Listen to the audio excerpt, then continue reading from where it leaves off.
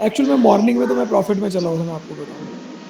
First trade में आपको profit था, लॉस था? फर्स्ट में तो मेरे को 1900 रुपये का लॉस था, और सेकंड में या थर्ड में शायद रिकवर किया मैंने, बीच बीच में स्कैल्पिंग करता रहा, रिकवर करके टोटल 400 प्रॉफिट पे आया। फिर वहां से एकदम से जो बड़ी बड़ी कैंडल्स बनी थी ना दो लास्ट में, हम्म। उसने काम खराब किया, जो 460 और 480 में। ओके, एक बारी मैं अपना स्क्रीन शेयर करता हूँ, आप मुझको बताइएगा एग्जैक्टली आपने हम्म, कहाँ पे खरीदा था। वेट अ मैं मोमेंट, टाइमिंग बताऊं आपको? एक सेकेंड बस। एक बार स्क्रीन शेयर कर देता हूँ। हाँ, स्क्रीन शेयर हो रहा है सब लोगों को? Yes sir, yes. ओके। हाँ, तो मैं एक चीज़ अभी बार बार रिपीट कर रहा हूँ, जितने भी लोग क्लास में हैं, क्लास को लास्ट तक जरूर अटेंड करिएगा, तभी आपको हार्मोनिक पैटर्न सिखाएगा, सीखने आएगा, तभी आप उस पर ट्रेड कर पाओगे। अब मेरा मेन मोटिव है आपको हार्मोनिक पैटर्न सिखाना, उसी के लिए मैं पूरा लेक्चर लिया हूँ। तो जब आपका इंपॉर्टेंट चीज़ आ रहा है तो इसको जरूर लास्ट तक अटेंड करिएगा। हाँ जी, अभी आप टाइम बताइए जरा अपना। हाँ मिस्टर सुरेंद्र। जो मेरा एक लॉस में गया वो 1036 पे था, 385 का लिया था मैंने, और सेल 369 रुपीज पे किया। ये था 10:36:32 पे, 10:36 पे सुबह का। 1 सेकेंड।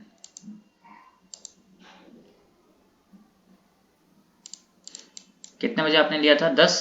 10:36 पे था, स्कैल्पिंग के उस पे मैंने।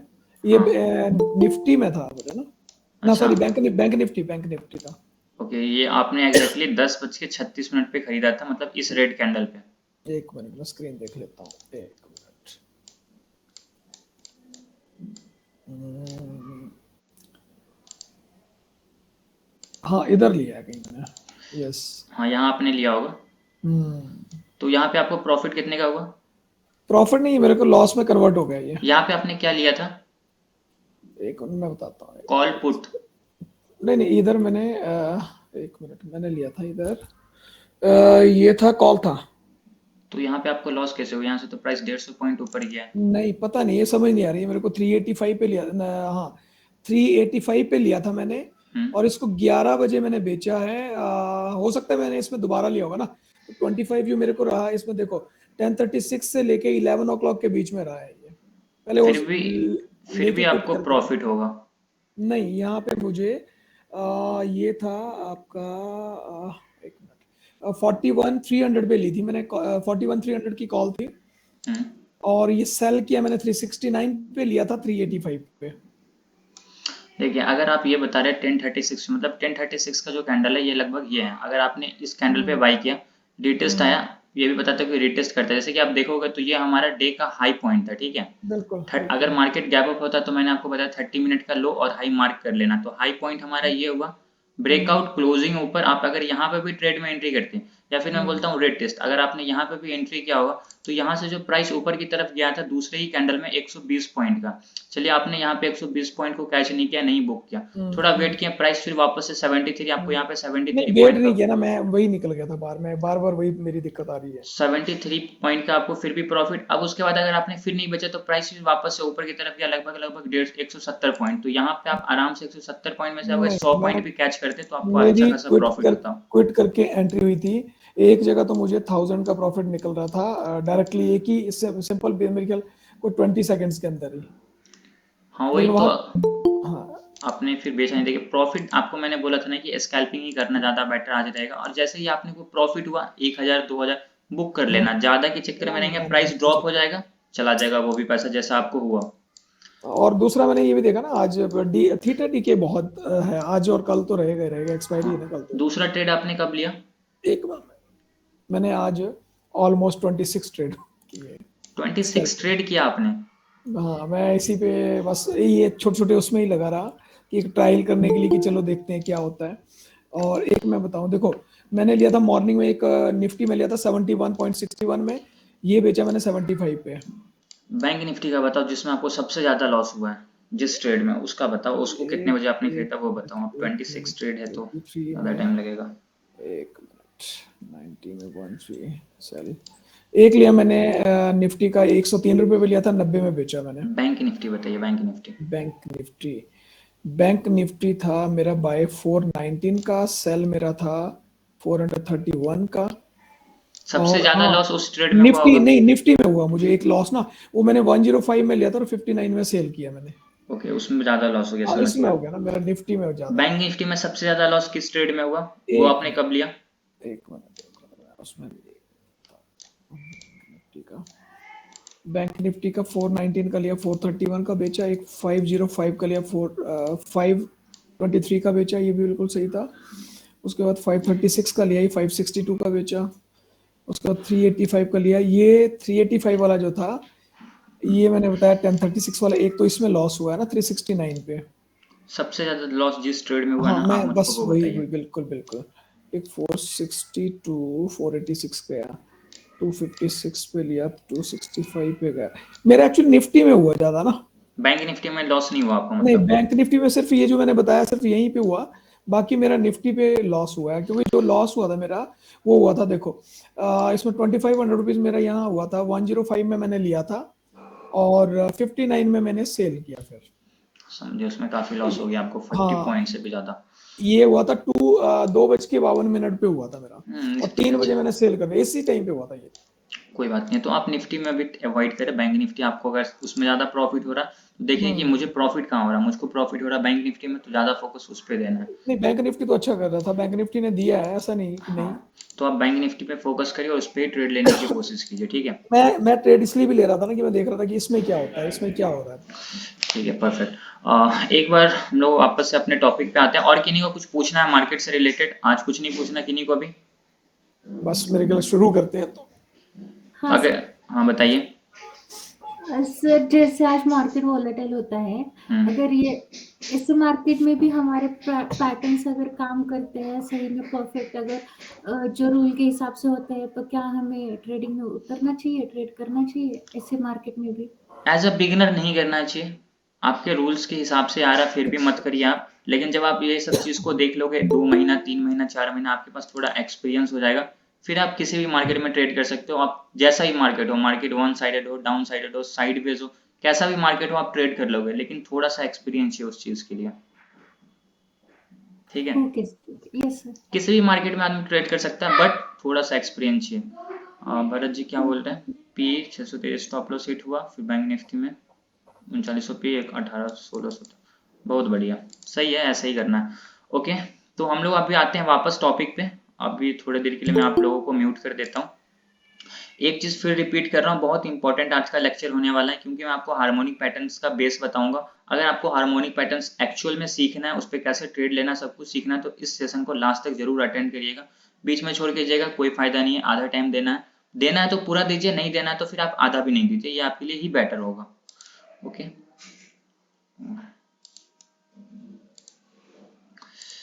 तो स्टॉक मार्केट का जो क्रैश कोर्स था उसमें हम लोगों ने क्या क्या समझा था? टेक्निकल एनालिसिस के बारे में समझा, सपोर्ट एंड रेजिस्टेंस के बारे में, फिर price action, breakout, breakdown, candlestick chart, chart pattern, swing trading, intraday trading, future and options. ये सारे टॉपिक को मैं ऑलरेडी क्लियर कर चुका हूँ। आज का जो हमारा मेन टॉपिक होगा वो होगा ट्रेडिंग साइकोलॉजी। इसमें थोड़ा सा टाइम लगेगा। उसके बाद हम लोग समझेंगे फिबोनाची रिट्रेसमेंट, इसी पे बेस होता है हार्मोनिक। तो इस टॉपिक को आपको समझना बहुत ज्यादा इंपॉर्टेंट है, किस तरीके से ये वर्क करता है। लेकिन 1 मिनट में आगे बढ़ने से पहले आप लोगों से ये जानना चाहूंगा कि ट्रेडिंग साइकोलॉजी और फिबोनाची रिट्रेसमेंट को छोड़कर ऊपर आप लोगों को जितना भी टॉपिक्स दिख रहे हैं, option trading, future trading, intraday, swing, charts, candles, breakout, breakdown, price action, support, resistance, technical analysis, ये सारे टॉपिक्स में से अगर आपको कोई भी डाउट है, कुछ पूछना है, तो आप अभी पूछ लीजिए। क्योंकि अगर फिर बाद में पूछेगा तो फिर मैं आपको बता नहीं पाऊंगा। अगर कोई डाउट है तो आप अभी पूछ लो, नहीं डाउट है तो सर बता दो कि सर कोई डाउट नहीं है, मैं आगे बढ़ जाऊंगा तुरंत। जल्दी से बता दो, किन्हीं को कोई क्वेश्चन पूछना है? यस और नो? इसमें एक चीज मैं पूछूं, बताइए। जी। इस जो ये आपने 5-6 चीजें बताई है ना, जो जितना भी हम कर चुके हैं, इसको ऑलमोस्ट प्रैक्टिस पे कितना कर टाइम लगेगा कि हम लोग एक प्रॉफिटेबल ट्रेडर बन जाए? कितना कर टाइम लगेगा, ड्यूरेशन? मतलब अगर आप ये चाहते हो कि मुझको 10 ट्रेड करना है, उसमें से मुझे 8 ट्रेड में प्रॉफिट करना है, तो एटलीस्ट इस पे आपको जो मेहनत करना पड़ेगा वो कम से कम 6 महीना करना पड़ेगा। उसके बाद ही आप क्या कर सकते हो, 10 ट्रेड में एटलीस्ट 8 ट्रेड में प्रॉफिट करोगे, 2 ट्रेड में आपका एसेल हिट होगा। लेकिन 6 महीना आपको, जैसे आज आपने 26 ट्रेड कर लिया, पहली चीज तो ये कि 26 ट्रेड कर लिया, कोई बात नहीं, आप कर ले, आप इतने दिन से मार्केट में तो कर सकते हैं। लेकिन एज अ बिगिनर 26 ट्रेड करने की कोई जरूरत ही नहीं है। आप एक दिन में फोकस करो, 1 ट्रेड 2 ट्रेड बस, एक ट्रेड कर लिए, प्रॉफिट हो गया, बात खत्म, दूसरा ट्रेड करना ही नहीं है, मार्केट को वॉच करना है।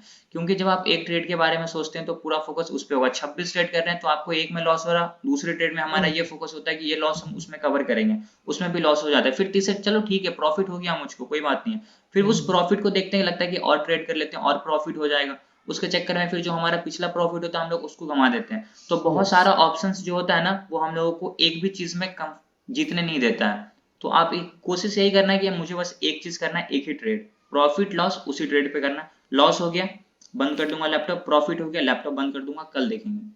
लेकिन अभी आपको अगर प्रॉफिटेबल ट्रेडर बनना है, मतलब कंटिन्यूअसली सिर्फ प्रॉफिट ही करना है, लॉस कम करना है, तो उसके लिए आपको 6 महीना इसके साथ कंटिन्यूअसली देना पड़ेगा, उसके बाद ही होगा, ऐसे नहीं ऑलमोस्ट होगा। ऑलमोस्ट ड्यूरेशन जैसे ना कंप्यूटर पे कितना का टाइम प्रैक्टिस करने के लिए चाहिए, क्योंकि कॉमन अगर हम 6 घंटे रोज के या 8 घंटे रोज के दें जो ट्रेडिंग आ रहा है उनको छोड़ के, मान के चलो मॉर्निंग 9:15 या 9 o'clock से लेकर 3 तक तो हमारी मार्केट है ना, 3:30 तक, ठीक है। इस ड्यूरेशन को छोड़ के अगर 5 आवर्स उसके बाद हम प्रैक्टिस पे लगाएं, जैसे कैंडल स्टिक्स या चार्ट्स को पढ़ने के लिए तो हमारे पास जो यूएसए की मार्केट्स हैं उनके डाटा आ जाता है सामने, है ना, हम उन पे स्टडी कर सकते हैं, या हमारे जितने फॉरेक्स की कैंडल स्टिक्स हैं, पैटर्न्स हैं, हम वहां पे स्टडी कर सकते हैं, वो दिक्कत नहीं, क्योंकि मार्केट लाइव रहती है वहां की, है ना।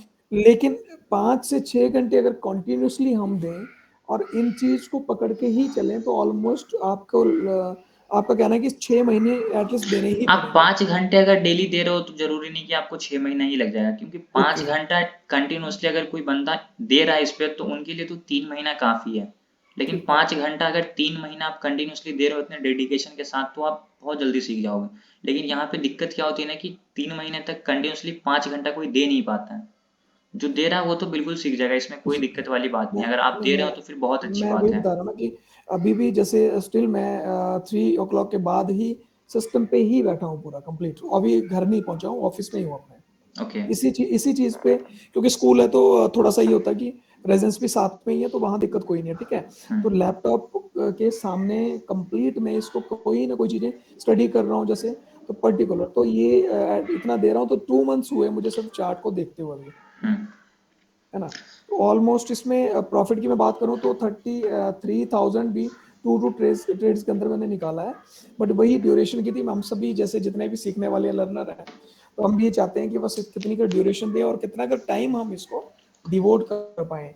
एटलीस्ट हम लेके चलते हैं कि डेली हम 5 आवर्स या 4 आवर्स एक्स्ट्रा दें तो लगभग 3 महीने में हम इस चीज को आराम से अचीव कर सकते हैं। 3 महीने आप बस सीखते रहिए कंटिन्यूसली, डेली गलती करते रहिए, गलती से सीखते जाइए, गलती करते जाइए, गलती से सीखते, 3 महीने के बाद आपको इतना चीज मिल जाएगा कि आप फिर गलती बहुत कम करना स्टार्ट कर दोगे। 3 महीना बस कंटिन्यूसली डेली देना, अगर 5 घंटे दे रहे हो तो डेली। अब ऐसा नहीं कि 1 महीना दिया फिर 15 दिन गया, फिर 1 महीना दिया 15 गया, इसमें दिक्कत हो जाती है। कंटिन्यूसली 3 महीना देना है, जितनी गलती हो रही है उसको नोट करना है, उससे सीखते रहना है और उसको रिपीट नहीं करना है। आराम से 3 महीना में आप अच्छे ट्रेडर बन सकते हैं। लेकिन वही है कि 3 महीने के बाद भी आप उसको जो गलती होगा नया नया उसके बाद भी अपने को सीखना है। ऐसा नहीं कि अब मैं बहुत बार, अभी भी मैं अगर 4 साल से हूँ तो इट मीन्स कि नहीं कि मैं सब कुछ सीख गया हूँ। आज भी अगर ट्रेड करूंगा तो जो गलती होती है उसको नोट कर लेता हूँ। तो 3 महीने का ड्यूरेशन नहीं है, एक प्रोफेशनल एक प्रॉफिटेबल ट्रेडर बनने को तो इंसान को सालों 2 साल 3 साल लग जाता है। जी जी क्योंकि इसमें इतनी ज्यादा गलती होती है, इतना ज्यादा कॉन्सेप्ट है कि आप उसमें जितना अंदर जाओगे आपको उतना नया चीज मिलेगा। तो उसको सीखते सीखते धीरे धीरे आप बन सकते हो, कोई प्रॉब्लम नहीं है उसमें। चलिए sir, thank you so much, मेरे ख्याल कंटिन्यू करते हैं ना। बिल्कुल सर थैंक यू। हाँ जी। आज अवॉइड करना था क्या ट्रेड लेना? आपने ट्रेड किया? नहीं सर, वॉच ही किया। बस बहुत बढ़िया किया आपने, ऐसे ही वॉच करो अभी आप, अब बिल्कुल ट्रेड मत करो, क्योंकि अभी आप ललित जी आप नए हो आई थिंक ना। Yes sir. हाँ तो अभी आप अवॉइड करो, जब तक आपके पास 6-7 महीने का एक्सपीरियंस होता तो आप 1-2 ट्रेड कर सकते थे, बट अगर नहीं है तो अभी आप सिर्फ वॉच करो, पहले सीखो, हार्मोनिक पैटर्न अभी सिखाने वाला हूँ, उसके बाद आप आराम से ट्रेड कर सकते हो, ठीक है। सर आज कोई बना था पैटर्न मैं हार्मोनिक? आगे लास्ट में बताऊंगा, अभी मैं आपसे क्वेश्चन क्या पूछा था, मैं अपने टॉपिक से भटक जाता हूँ क्वेश्चंस के चक्कर में। मैं क्वेश्चन ये पूछा था कि आज का जो हमारा टॉपिक है, मैं आपको जो बता रहा था ट्रेडिंग साइकोलॉजी और फिबोनाची रिट्रेसमेंट को छोड़कर, इसके ऊपर जितने भी टॉपिक्स है इसमें आपको कोई क्वेश्चंस कोई डाउट है तो आप प्लीज पूछ लो। जो भी आपका डाउट होगा वो मैं आपको लास्ट में क्लियर कर दूंगा, पक्का कर दूंगा। बट अभी क्या है कि आप मुझे ये डाउट्स बताओ जो हमारे सामने है, क्योंकि पहले हम लोगों को इस पे वर्क करना है। कोई डाउट नहीं है किन्हीं को भी? No sir. नो सर, ठीक है, no perfect. Sir, thank you. ठीक है तो हम लोग अब आगे बढ़ते हैं। ध्यान से समझना और लेक्चर को लास्ट तक जरूर अटेंड करना है आज। अभी हम लोग चलते हैं ट्रेडिंग साइकोलॉजी पे, फिर हम लोग समझेंगे फिबोनाची रिट्रेसमेंट के बारे में। समझते हैं ट्रेडिंग साइकोलॉजी होता है क्या है और इसमें हम लोगों का माइंड को किस तरीके से यूज करना है। देखिए ट्रेडिंग साइकोलॉजी आखिर है क्या, सबसे पहले ये समझिए। ट्रेडिंग साइकोलॉजी वैसी चीज होती है जहाँ पे हमारी हर एक इमोशंस, हर एक फीलिंग्स आती है। यहाँ पे आपका टेक्निकल एनालिसिस, आपका फंडामेंटल एनालिसिस, आपका कैंडल्स, आपका चार्ट, आपका फिबोनाची, आपका हार्मोनिक कुछ काम नहीं आता है। यहाँ पे आपके अंदर जो फीलिंग्स है, आपके अंदर जो इमोशंस है, वो यहाँ पे वर्क करती है। आप ट्रेड ले रहे हो, आपको 10,000 का प्रॉफिट हो रहा, उस वक्त आपका माइंड क्या बोलता है, आपके अंदर कैसा फील होता है, आपके माइंड में क्या क्या चीज चलना लगता है जब आपको 10,000 का प्रॉफिट दिखता है उस कंडीशन को लेकर, और जब आपको 10,000 का लॉस चल रहा है उस वक्त के कंडीशन में बहुत डिफरेंस होता है। तो यहाँ पे आपको इस चीज से डील करना है कि मुझको 10,000 का प्रॉफिट हो तो मैं किस तरीके से बिहेव करूं, मुझे 10,000 का लॉस हो तो मैं किस तरीके से बिहेव करूं। इसको तो हम डीपली समझाऊंगा और बहुत अच्छे से समझाऊंगा, आप लोगों को क्या करना है बस ध्यान से समझना है। यहाँ पे 3 है, what is trading psychology, the basics of trading psychology, how to get in the mindset of successful trader. Detail में बात करेंगे। सबसे पहले समझते हैं ट्रेडिंग साइकोलॉजी होता क्या है। सबसे पहला लाइन लिखा हुआ, trading psychology is a term that includes all the emotions and feelings. जैसे कि मैं आप लोगों को पहले ही बताया ट्रेडिंग साइकोलॉजी क्या है, इसमें वही चीज आता है जो हमारे अंदर इमोशंस है, फीलिंग्स है। कैंडल्स, चार्ट, कुछ भी यहाँ पे काम नहीं आता है। आप ट्रेड ले रहे हो, आपको प्रॉफिट हो रहा है, आप क्या सोच रहे हो, आपके अंदर किस चीज की फीलिंग्स आ रही है, आप उस पर डिपेंड करते हो। नॉइज आ रहा है ना बैकग्राउंड से, काफी नॉइज आ रहा है क्या बैकग्राउंड से आप लोगों को? Yes sir, yes sir, yes yes sir. Sir, yes sir. आ रहा है सर, आ रहा है। बस मुझे आप 2 मिनट दो, बस 2 मिनट।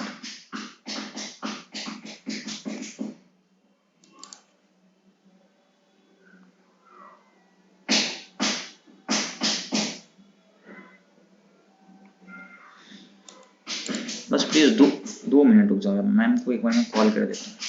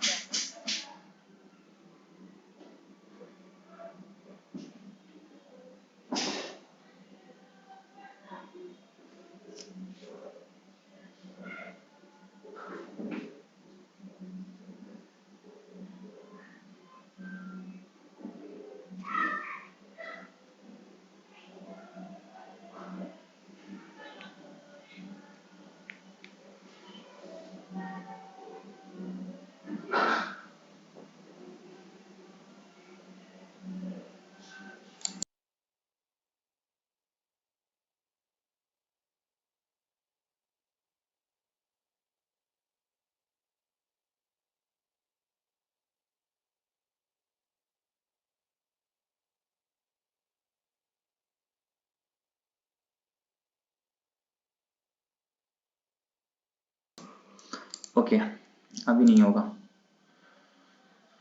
हम लोग स्टार्ट करते हैं, वापस से अपने टॉपिक पे आते हैं।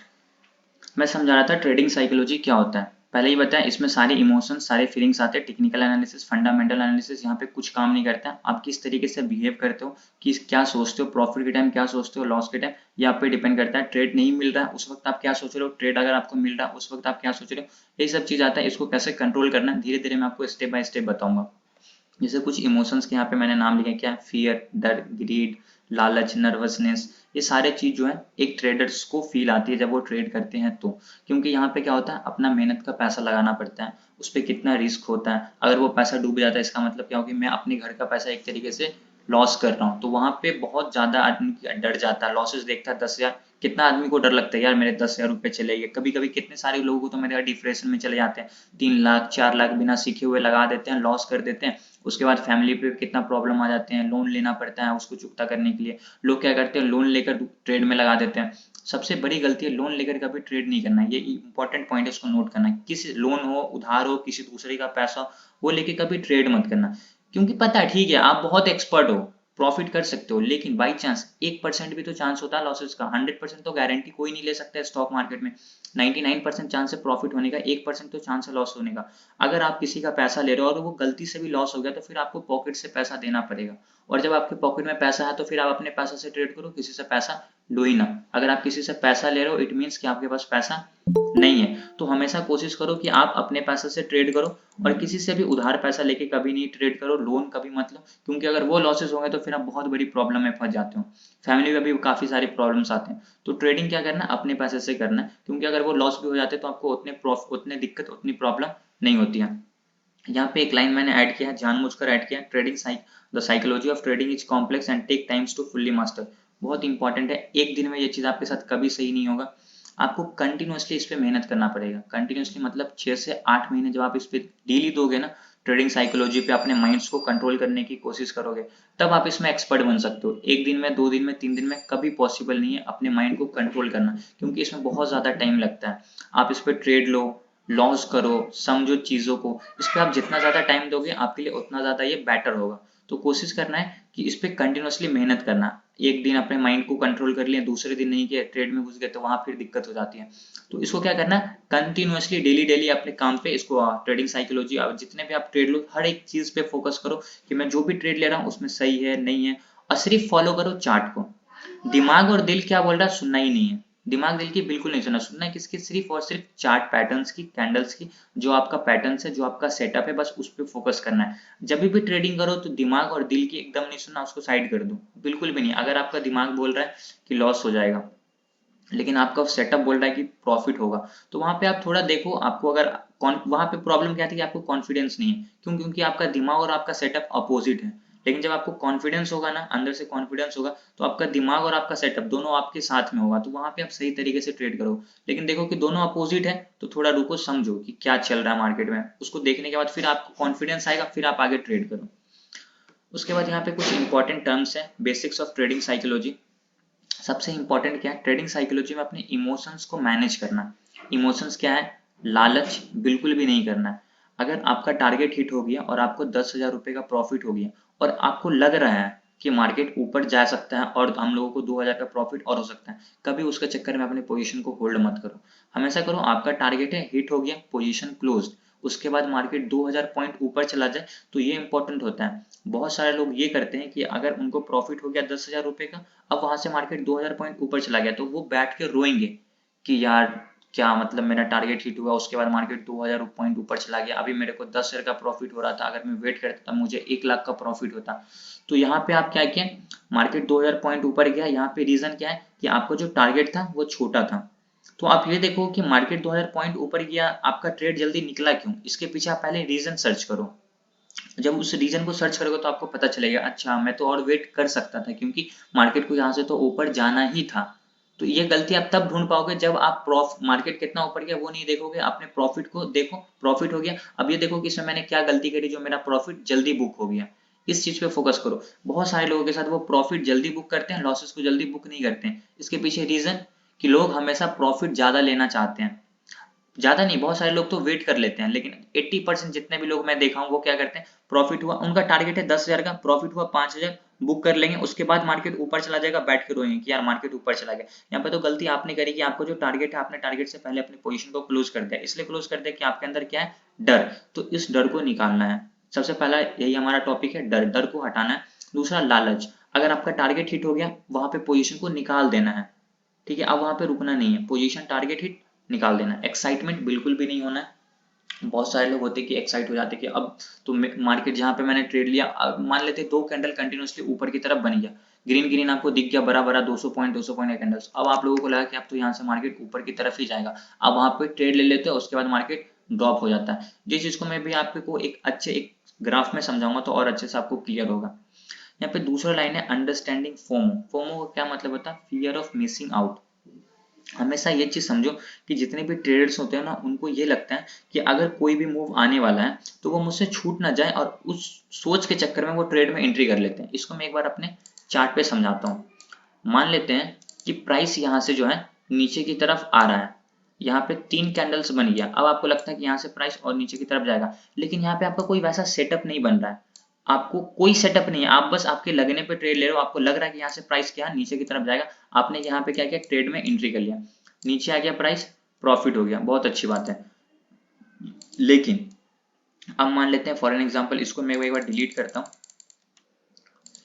अब आपको ऐसा लगता है कि यहाँ तक मार्केट आया, अब यहाँ से जो है ना मार्केट सपोर्ट लेके ऊपर की तरफ जाएगा। यहाँ पे 3 कैंडल को रिजेक्शन मिला, अब आपको लगता है कि यहाँ से प्राइस ऊपर की तरफ जाएगा, और यहाँ से जो ऊपर की तरफ अभी मूव आने वाला है ना 200 पॉइंट का, आपका सेटअप नहीं है, लेकिन आपको लगता है कि 200 पॉइंट का जो मूव आने वाला है ना वो मेरे से छूट जाएगा, आप यहाँ पे क्या करोगे, ट्रेड में एंट्री कर लोगे, उसके बाद प्राइस नीचे की तरफ आ जाएगा, तो यहाँ पे आपको लॉसेस होगा।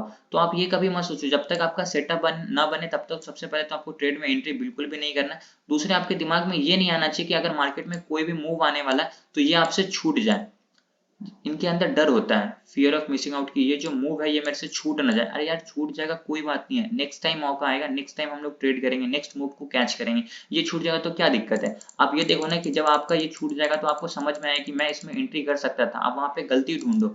लेकिन सिर्फ कैंडल्स को देखकर कभी ट्रेड में एंट्री नहीं करना। अगर कंटिन्यूसली 3-4 कैंडल रेड बन जाते हैं तो लोग पुट खरीद लेते हैं, कंटिन्यूसली अगर 3-4 ग्रीन कैंडल बन जाते हैं तो लोग कॉल खरीद लेते हैं, और यही सबसे बड़ी गलती कर देते हैं, क्यों, उनको ये लगता है कि आगे जो 2 कैंडल और बनने वाला है वो मेरे से छूट न जाए, और उसके चक्कर में क्या करते हैं, अपनी पोजीशन को लॉस में चेंज कर देते हैं।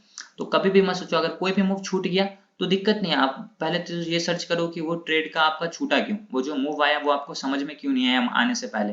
ठीक है, जब उस चीज को आप फॉलो करोगे तो नेक्स्ट टाइम जब वैसा कभी भी मूव आने वाला होगा तो वो चीज आपको पहले समझ में आ जाएगा। क्यों, क्योंकि उस गलती से आपने क्या किया, सीखा है। तो ये चीज के बारे में कभी नहीं सोचना कि कोई भी मूव छूट जाएगा तो आपका ट्रेड छूट जाएगा, क्योंकि आपके पास अभी बहुत मौका है, ये बंद नहीं होने वाला है, मार्केट चलता रहेगा, आपकी जितनी लाइफ तब तक आप ट्रेड कर सकते हो। तो हमेशा इस चीज को कोशिश करो कि अगर कोई मूव छूट जाता है तो उस पर ये देखना है कि ये मूव क्यों छूटा, ना कि बैठ के रोना है कि यार ये मेरा मूव छूट गया, ट्रेड ले लेता तो 10 का प्रॉफिट हो जाता। बिल्कुल ये दिमाग में नहीं आना चाहिए। ट्रेडिंग साइकोलॉजी बस यही कि आपको अपने माइंड पे कंट्रोल करना है। ठीक है, जैसे हम लोग योगा करते हैं या फिर मान लेते हैं कि 1 घंटा बैठ के मेडिटेशन कर रहे हैं, एकदम कुछ भी दिमाग में आ रहा सोच रहे, तो आपका माइंड स्ट्रांग होता है ना, ठीक उसी तरीके से यहाँ भी आपको माइंड से तो कुछ काम नहीं करना, सिर्फ और सिर्फ चार्ट्स कैंडल्स को फॉलो करना है। यहाँ फोमो ट्रेडर्स का क्या एक्सपीरियंस होता है वो मैं आप लोगों को बताता हूँ।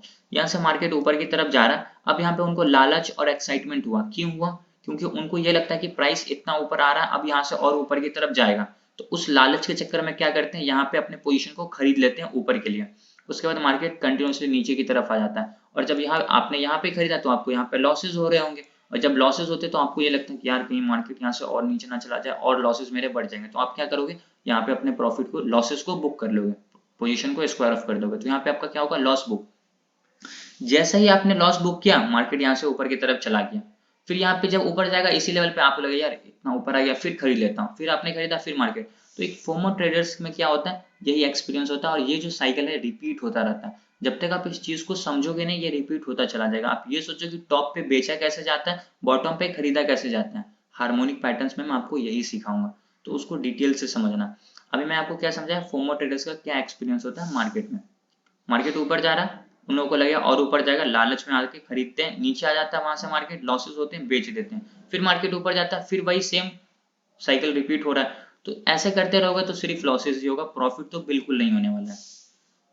थोड़ा सा आगे बढ़ते हैं, एक यहाँ पे इंपॉर्टेंट लिखा हुआ है, अवॉइडिंग ट्रेडिंग मिस्टेक्स। सबसे इंपॉर्टेंट पॉइंट है और सबसे इंपॉर्टेंट चीज है जो मैं आप लोगों को हमेशा बताता हूँ। यहाँ पे क्या लिखा हुआ है, all traders make mistakes regardless of experience, understanding the logic behind these mistakes and don't repeat the same mistakes। इसको समझो, दुनिया में जितने भी ट्रेडर्स हैं, जितने भी, एक एक ट्रेडर, एक लौता ऐसा ट्रेडर नहीं होगा जो गलती नहीं किया होगा। हर एक ट्रेडर्स गलती करते हैं, लेकिन सक्सेसफुल ट्रेडर्स वही बनते हैं जो उस गलती से सीखते हैं, उसको रिपीट नहीं करते हैं। तो आप डिसाइड करो कि आपको सक्सेसफुल ट्रेडर बनना है या फिर अनसक्सेसफुल ट्रेडर बनना है।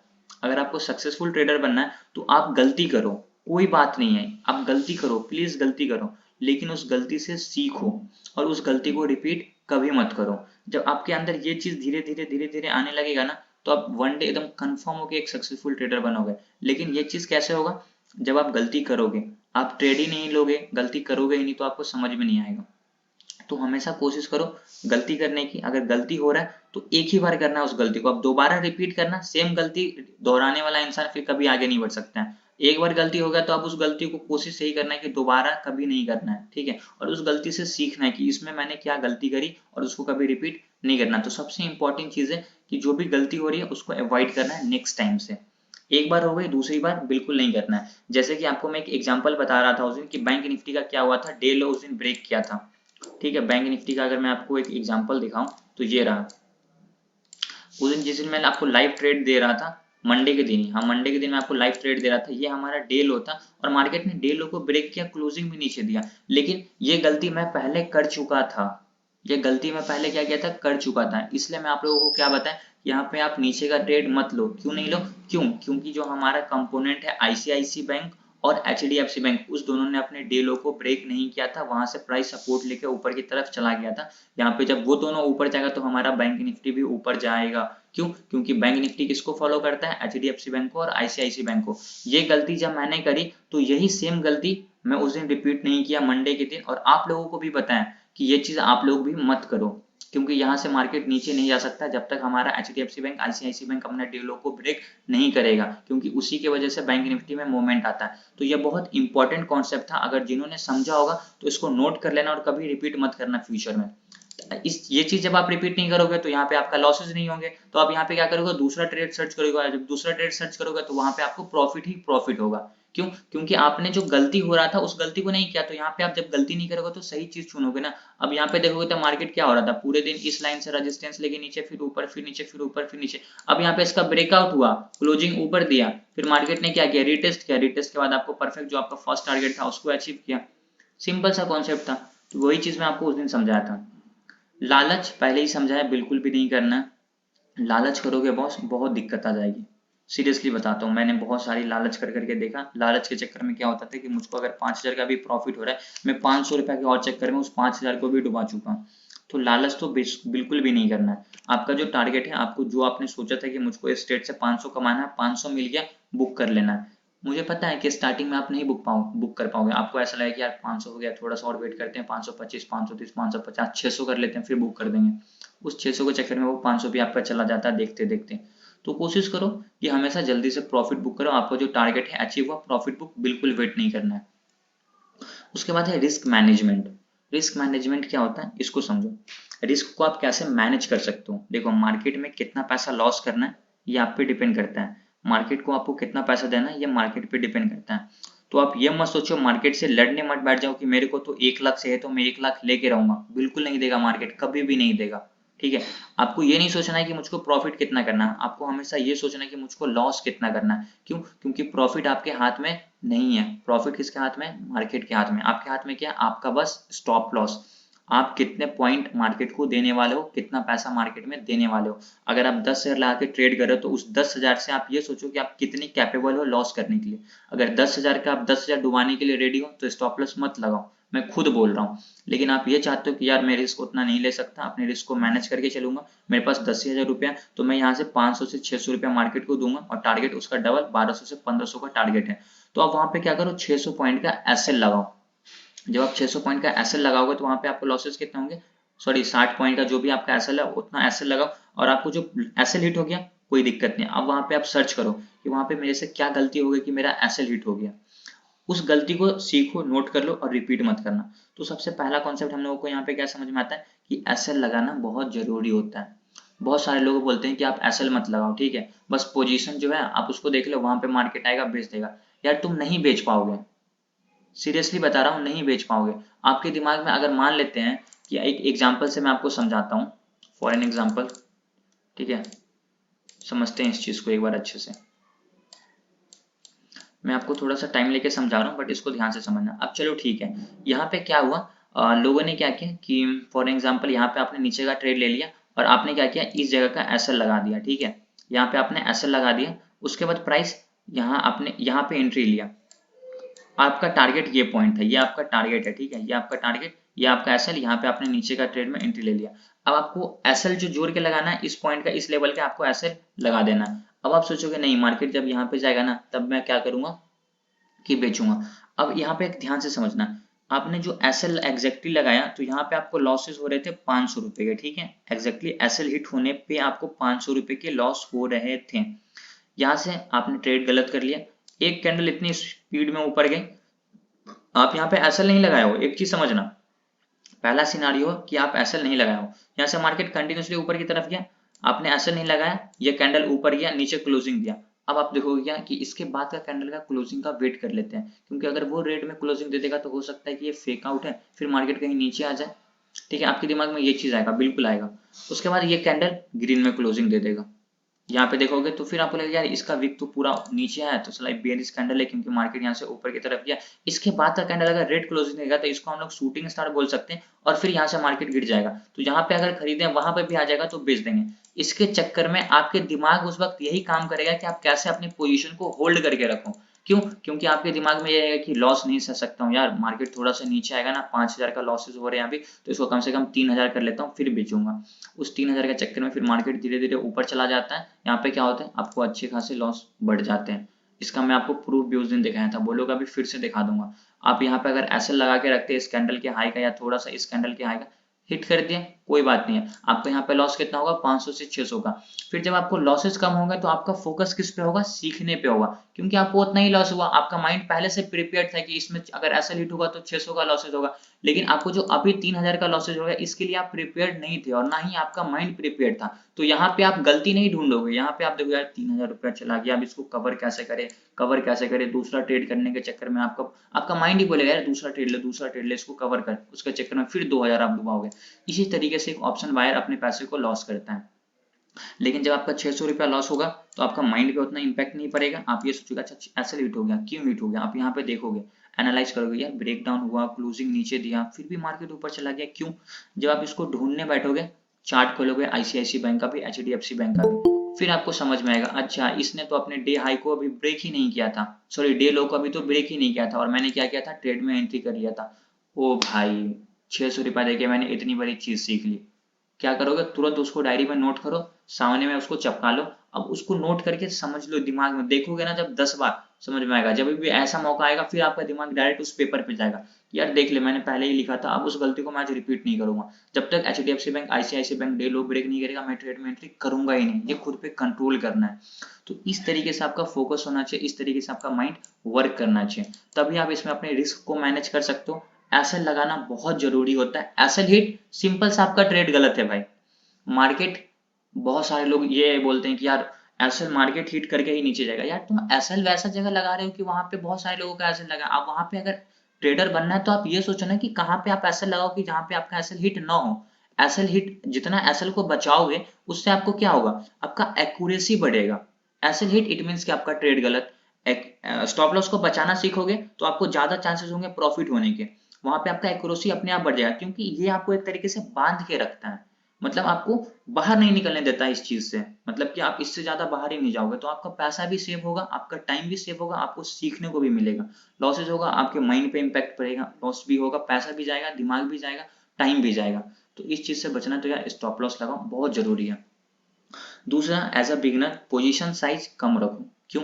पोजीशन साइज जब आप कम रखोगे ना तो आपको फ्लक्चुएशन ज्यादा देखने को नहीं मिलेगी, ज्यादा पैसा लॉस नहीं होगा, ज्यादा पैसा प्रॉफिट नहीं होगा। आपका माइंड एक तरीके से नॉर्मल रहेगा। 500 प्रॉफिट, 1000 प्रॉफिट, 500 लॉस, 1000 लॉस, इस चीज को इंसान कंट्रोल कर सकता है अगर वो 20,000 लगा रहा है उस ट्रेड में। तो अगर वो 3,000 लगा रहा है तो वो 500 देख के भी घबरा जाएगा। तो कोशिश यही करो कि अगर आप 3,000 लगा रहे हो तो वहां पे आप मार्केट को बस 100 से 200 रुपया ही देने वाले हो, इससे ज्यादा नहीं देने वाले हो।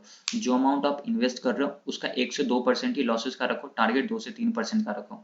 इस तरीके से अपने पोजिशन साइज पे काम करो और स्टॉप लॉस पे काम करो। इस तरीके से आप अपने रिस्क को मैनेज कर सकते हो। लालच बिल्कुल नहीं करना है। गलती हो रही है करते जाओ, करते जाओ, करते जाओ, लेकिन इसका नहीं है कि सिर्फ गलती ही करोगे, उस गलती से सीखो। जो गलती हो गया अब उससे सीख के उसको रिपीट नहीं करना है। ये सब चीज जब आपके दिमाग में आएगा, जब आप इस तरीके से सोचना स्टार्ट करोगे तो ये एक दिन में तो नहीं होगा, पहले ही बताया इसमें टाइम लगता है। मुझे भी टाइम लगा, आप लोगों को भी टाइम लगेगा, लेकिन ऐसा नहीं कि आपको 10 साल लग जाएगा। जब आप इस पे किसी चीज पे भी मेहनत करते हो तो रिजल्ट आपको दिखेगा, लेकिन आप एटलीस्ट कम से कम पहले मेहनत तो करो। तो आप 1 साल दोगे ना, 1 साल के बाद आपको खुद पे खुद समझ में आएगा कि यार 1 साल देने से मुझको क्या फायदा हुआ। 1 साल के बाद आप दुनिया का कोई काम नहीं करोगे, आप सिर्फ ट्रेड करोगे। लेकिन उतना कॉन्फिडेंस, उतना चीज आप पे तभी आएगा जब आप इस चीज के बारे में समझोगे। Risk management, stop loss, position sizing पे काम करोगे, और लालच, सब कुछ गलती जो हो रही है उससे सीखना। आप 10, अभी मैं बताऊं 4 साल से ट्रेड कर रहा हूँ, आज भी गलती हो रही उससे सीख रहा हूँ, उसको नोट कर रहा हूँ, अब उसको रिपीट नहीं करूंगा। कल भी ट्रेड करूंगा, कल भी गलती होगी, उससे भी सीखूंगा, उसको भी नोट करूंगा, उसको रिपीट नहीं करूंगा। तो गलती मेरे से भी होती है, आप लोगों से भी होगी। तो इंपॉर्टेंस ये है कि आप लोग उससे सीखो, उसको नोट करो और उसको रिपीट मत करो, बहुत इंपॉर्टेंट चीज है। इसके बाद एक सक्सेसफुल ट्रेडर क्या है, सब कुछ तो मैं आपको बता दिया, जो भी चीज़ अभी बताऊं वही सब चीज़ सक्सेसफुल ट्रेडर क्या होते हैं फॉलो करते हैं। इसके अलावा कोई एक्स्ट्रा चीज़ वो लोग नहीं सीखते, नहीं समझते हैं। जो उनके काम का चीज़ है बस उस पर ही फोकस रहते हैं, उसके अलावा उनको किसी चीज़ से मतलब नहीं है। जो आपको मैं सिखाया आप बस उस पर मेहनत कर दो 6 महीना, अगर रिजल्ट ना दिखे फिर आप मुझको आके बोलना कि सर मुझको रिजल्ट नहीं दिखा, आप में इतना मैंने टाइम दिया, आपने मेरा टाइम वेस्ट कराया।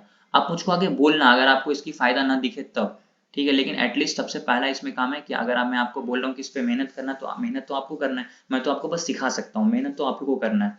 अब मैं आपके बदला तो मेहनत करूंगा ही नहीं, तो ये चीज आपको समझना है, ठीक है। वही चीज है जो मैं आपको ऊपर बताया, वही चीज का एक लाइन लिख दिया हूँ मैं। बस जो चीज मैं अभी आपको समझाया हूँ, इस लेक्चर को आप एक बार में नहीं समझ पा रहे हो कोई बात नहीं, इस लेक्चर को क्या करना, वापस से मैं यूट्यूब पे अपलोड करूंगा, आप यूट्यूब पे जाके देखना, उस वक्त देखोगे तो आपको और अच्छे से समझ में आएगा। जो इंपॉर्टेंट पॉइंट्स लगता है उसको नोट करना। तो अभी मैंने आपको क्या बताया, एक साइकोलॉजी बताया, साइकोलॉजी के अंदर क्या क्या होता है। मैं आपको एक इंपॉर्टेंट चीज बताता हूँ, जैसे कि मैं अभी आपको समझा रहा था स्टॉप लॉस का, कि स्टॉप लॉस की क्या वैल्यू है, ठीक है। मैं आपको बताता हूँ स्टॉप लॉस की क्या वैल्यू है। काफी लेट से आते हो यार आप लोग। मैं आपको बताता हूँ स्टॉप लॉस की क्या वैल्यू है, ठीक है। उस दिन मैंने आपको 3-4 पेज दिखाया था, आज हम लोग 4 पेज से स्टार्ट करते हैं। अब देखो जहां जहां मैं स्टॉप लॉस लगाया हूँ ना, उस वक्त मेरे साथ क्या हो रहा है, और जहां मैं नहीं लगा रहा हूँ उस वक्त मेरे साथ क्या हो रहा है। इंट्राडे है सब देखना आप लोग, 50 क्वांटिटी खरीदा 125, स्टॉप लॉस लगाया ही नहीं, पूरा पैसा डुबा दिया मार्केट में, 93% का लॉस।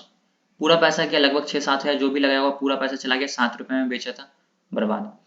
फिर मैंने इसको 518 में खरीदा। अब मेरे क्वांटिटी को देखना, लगभग 300 400 500 का मतलब at the money in the money कोशिश रहता है। यहाँ पे मैंने क्या किया, 418 पे खरीदा तो 482 का मेरा स्टॉप लॉस था, हिट हो गया तो 1800 का लॉस, इससे तो बेटर है।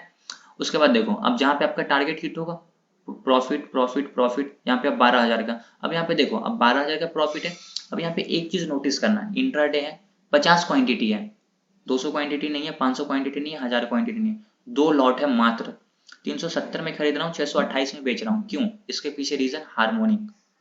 अभी मैं आपको हार्मोनिक बताऊंगा, इसलिए मैं बार बार आपको बोलता हूँ कि हार्मोनिक हार्मोनिक हार्मोनिक हार्मोनिक ऐसी चीज है, एक बार सीख जाओगे ना तो फिर आप बोलोगे कि सर क्या सिखाया आपने, बट थोड़ा सा उस पर मेहनत, आप उसको मैं अभी डिस्कस करूंगा आगे। बट ये है ना, ये 12,000 की प्रॉफिट ये सिर्फ और सिर्फ हार्मोनिक पैटर्न्स की वजह से हुई है, इसके अलावा कुछ भी नहीं हुई है इसमें।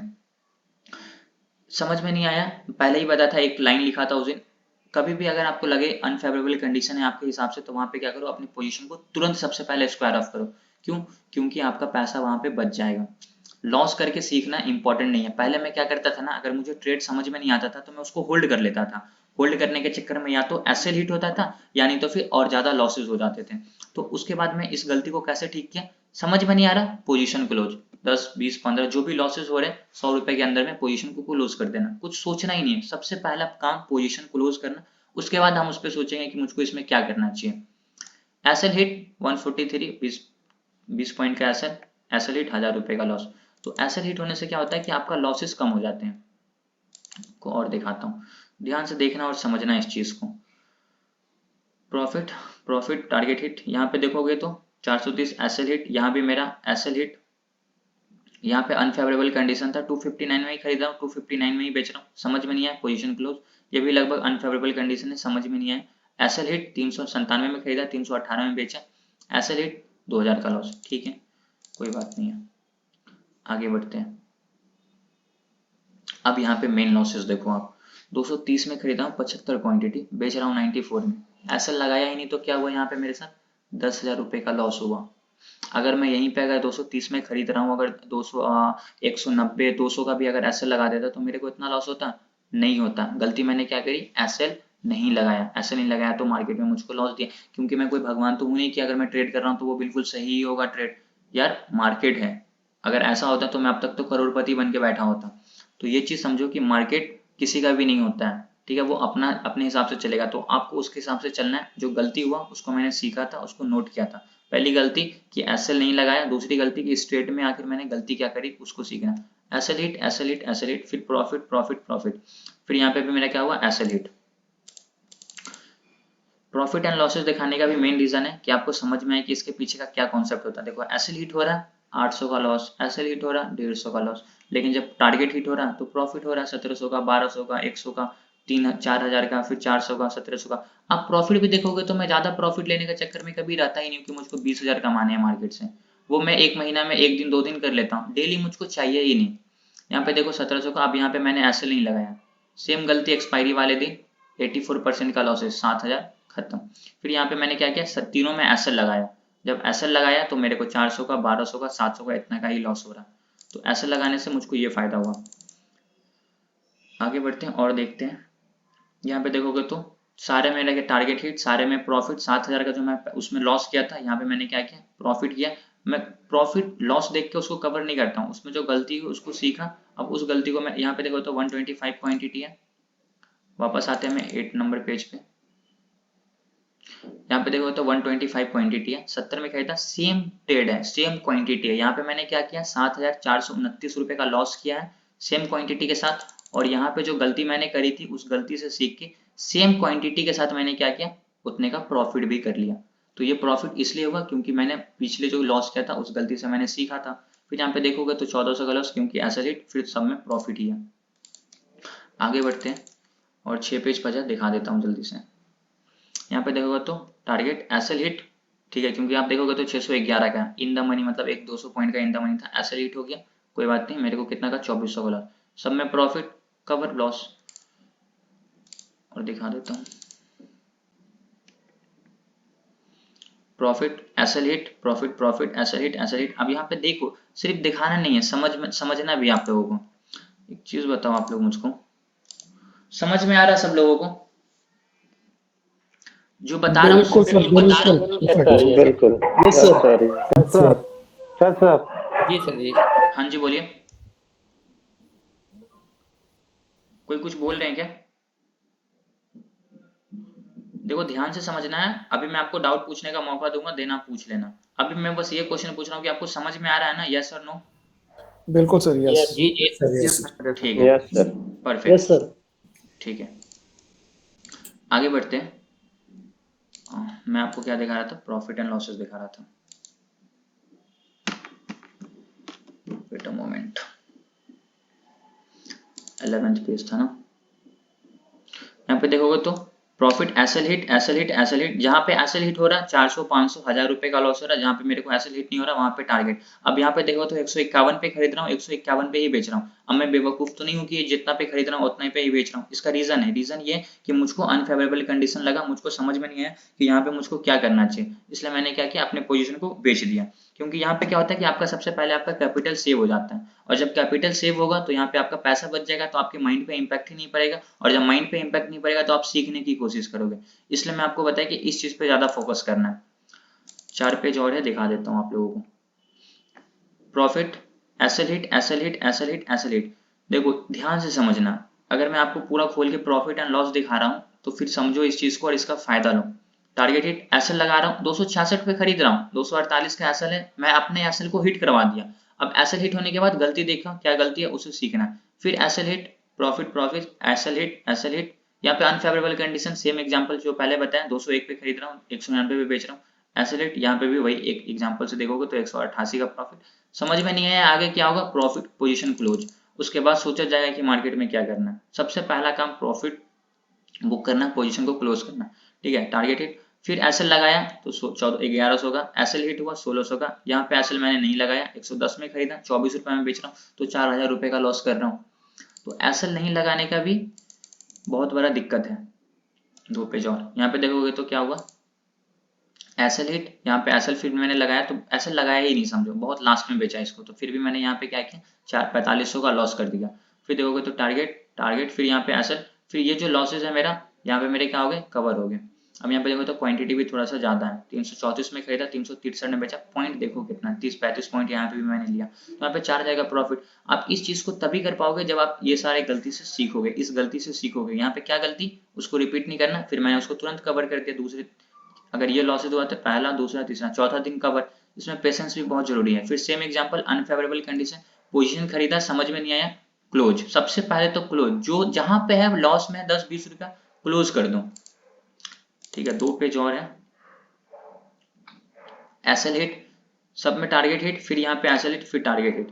तो कोई दिक्कत नहीं। अगर मैं यहाँ पे कितना ट्रेड कर रहा हूँ, 1 2 3 4 5 6 7 8 8 ट्रेड किया, 6 ट्रेड में प्रॉफिट, 2 ट्रेड में ऐसा लेट, बिल्कुल। अब मैं 8 में 8 थोड़ी प्रॉफिट कर सकता हूँ, ऐसा होता तब तो फिर मैं कहाँ होता। यहाँ पे देखोगे तो 1 2 3 4 5, यहाँ पे मैंने 5 ट्रेड में लॉस कर दिया और मात्र 3 ट्रेड में प्रॉफिट किया। तो अभी मैं आपसे एक क्वेश्चन पूछता हूँ, अगर यहाँ पे कैलकुलेशन करेंगे अमाउंट वाइज तो मेरे को ओवरऑल प्रॉफिट है। क्यों प्रॉफिट है? क्योंकि इस ट्रेड में मेरे को कितने का प्रॉफिट हुआ, 10,184 रुपए का प्रॉफिट हुआ। बाकी सब में मेरा एसल हिट हुआ, इसमें भी इसमें भी इसमें भी इसमें भी और इसमें भी, क्योंकि लॉसेज जो है 1000 से कम है, इसमें बस कितना 1600 का लॉसेज है। फिर यहाँ पे टारगेट हिट और यहाँ पे भी टारगेट हिट, लेकिन एक ही में जो मेरे को प्रॉफिट हो गया, इसको देखोगे तो ये इंट्राडे ही है। 200 क्वांटिटी था, 93 में खरीदा, 144 में बेचा। अब अमाउंट वाइज यहाँ पे मैं प्रॉफिट में हूँ, लेकिन मैं अभी आपसे एक क्वेश्चन पूछ रहा हूँ और जिनका नाम लूंगा वही बताएंगे, सब लोग एक बार में नहीं बोलेंगे।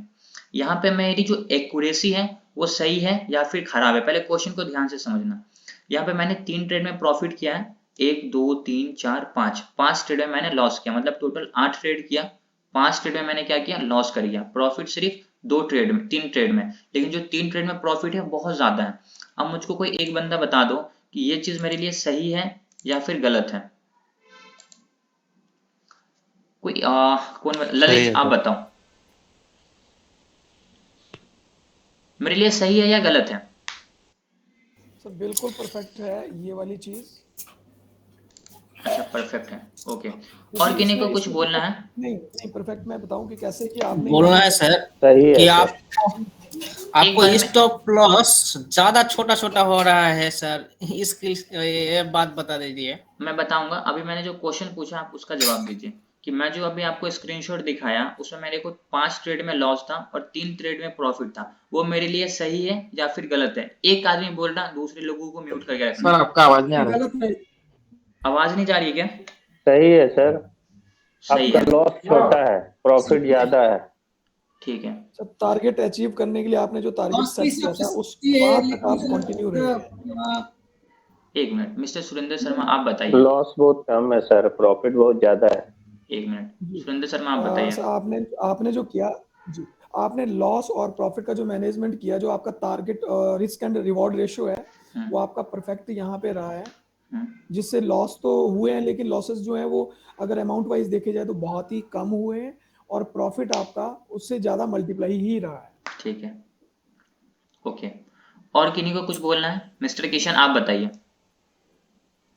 हाँ सर, आप एकदम मतलब ये 4 साल से इस पे काम कर रहे हैं, तो जो एक्सपीरियंस आप बता रहे खुद का वो एकदम तुम्हारा और सबका मैच हो रहा है सर। क्योंकि मैं अभी कभी भी एसएल नहीं लगाया, मेरा जो 30,000 40,000 लॉस हो गया। ठीक तो है, अभी तो देख के मेरे को ऐसा लगता है कि कितना, मेरे को शंका है कि कितना पॉइंट का एसएल लगाना मिलता है अगर 400 में खरीदता है सर। उसका मैं आपको आज आगे मैंने डिस्कस करेंगे, उस चीज पे हम लोग आगे ठीक है डिस्कस करेंगे। अभी मुझको ठीक है ये बताइए ठीक है, कि इस जो सही है सही है। 1 2 3 4 5 ट्रेड में मैंने लॉस किया है, 2 ट्रेड 3 ट्रेड में प्रॉफिट किया, ये मेरे लिए सही है, मतलब सब लोग मानते हैं सही है, सही है राइट? सही है। ओके ठीक सर। है, ओके। इस चीज को मैं एक बार एक्सप्लेन करता हूँ। म्यूट कर लो सब लोग आप लोग, ताकि मुझको बार बार ये सेटिंग ना चेंज करना पड़े। सब लोग म्यूट करके रखना, ठीक है? अब मैं आपको एक बार ये चीज एक्सप्लेन करता हूँ, इसको ध्यान से समझना। मेरे को यहाँ पे प्रॉफिट कितने का हुआ, 10,000 रुपए का प्रॉफिट हुआ, 378 का लॉस, यहाँ पे 900 का लॉस, यहाँ पे मेरा एसएल हिट हुआ। लेकिन अगर हम मैं एक्यूरेसी वाइज देखूंगा ना तो ये मेरे लिए गलत है। गलत क्यों है? इसके पीछे भी रीजन है। क्योंकि यार जब मैं यहाँ पे 1 ट्रेड 2 ट्रेड 3 ट्रेड 4 5 6 7 8 ट्रेड कर रहा हूँ और 8 ट्रेड में मुझको प्रॉफिट हो रहा है 3 ट्रेड में, और 5 ट्रेड में अगर मैं लॉस कर रहा हूँ, तो यहाँ पे मेरी क्या एक्यूरेसी खराब है, यहाँ पे मैं अच्छा नहीं कर रहा हूँ। भले एक ट्रेड में मुझको 10,000 का प्रॉफिट हो गया, अमाउंट वाइज देखें तो मैं प्रॉफिट में हूँ। प्रॉफिट में होना और एक्यूरेसी सही करना डिफरेंस है दोनों में, डीपली अच्छे से समझना इस चीज को। प्रॉफिट में होना और आपकी, एक सेकेंड पहले मुझे कंप्लीट करने दो। प्रॉफिट में होना और एक्यूरेसी अपना सही करना, ये बहुत ज्यादा इंपॉर्टेंट होता है। आप यहाँ पे अगर 10 ट्रेड कर रहे हो और 10 ट्रेड में अगर आपको 8 ट्रेड में प्रॉफिट हो रहा है 200 300 400 500 रुपए का, ठीक है? आपने यहाँ पे क्या किया, 8 ट्रेड में 500 का प्रॉफिट कर लिया और 2 ट्रेड में आपने 500 का लॉस कर लिया। तो यहाँ पे आपकी एक्यूरेसी बहुत अच्छी है, लेकिन आप 10 ट्रेड कर रहे हो और 10 ट्रेड में आपको 9 ट्रेड में क्या हो रहा है, 1,000 का लॉस हो रहा है, लेकिन आपने एक ही ट्रेड में अगर 10,000 का प्रॉफिट कर लिया, इट मीन्स कि नहीं कि आप बहुत अच्छे ट्रेडर हो और आपकी बहुत अच्छी एक्यूरेसी है। यहाँ पे आपका वो प्रॉफिट कोई काम का नहीं है। क्यों? क्योंकि आपने तो 9 ट्रेड में लॉस कर दिया, आपको एक ट्रेड में प्रॉफिट हो गया 10,000 का। इसका मतलब ये नहीं कि आप बहुत अच्छे हैं। आप बहुत अच्छे तब होते जब आपको 10 ट्रेड में 8 ट्रेड में प्रॉफिट होता। प्रॉफिट कम हो, 400 का हो, 500 का हो, 1000 को, उतना ही प्रॉफिट हो, लेकिन लॉसेस भी उस हिसाब से हो।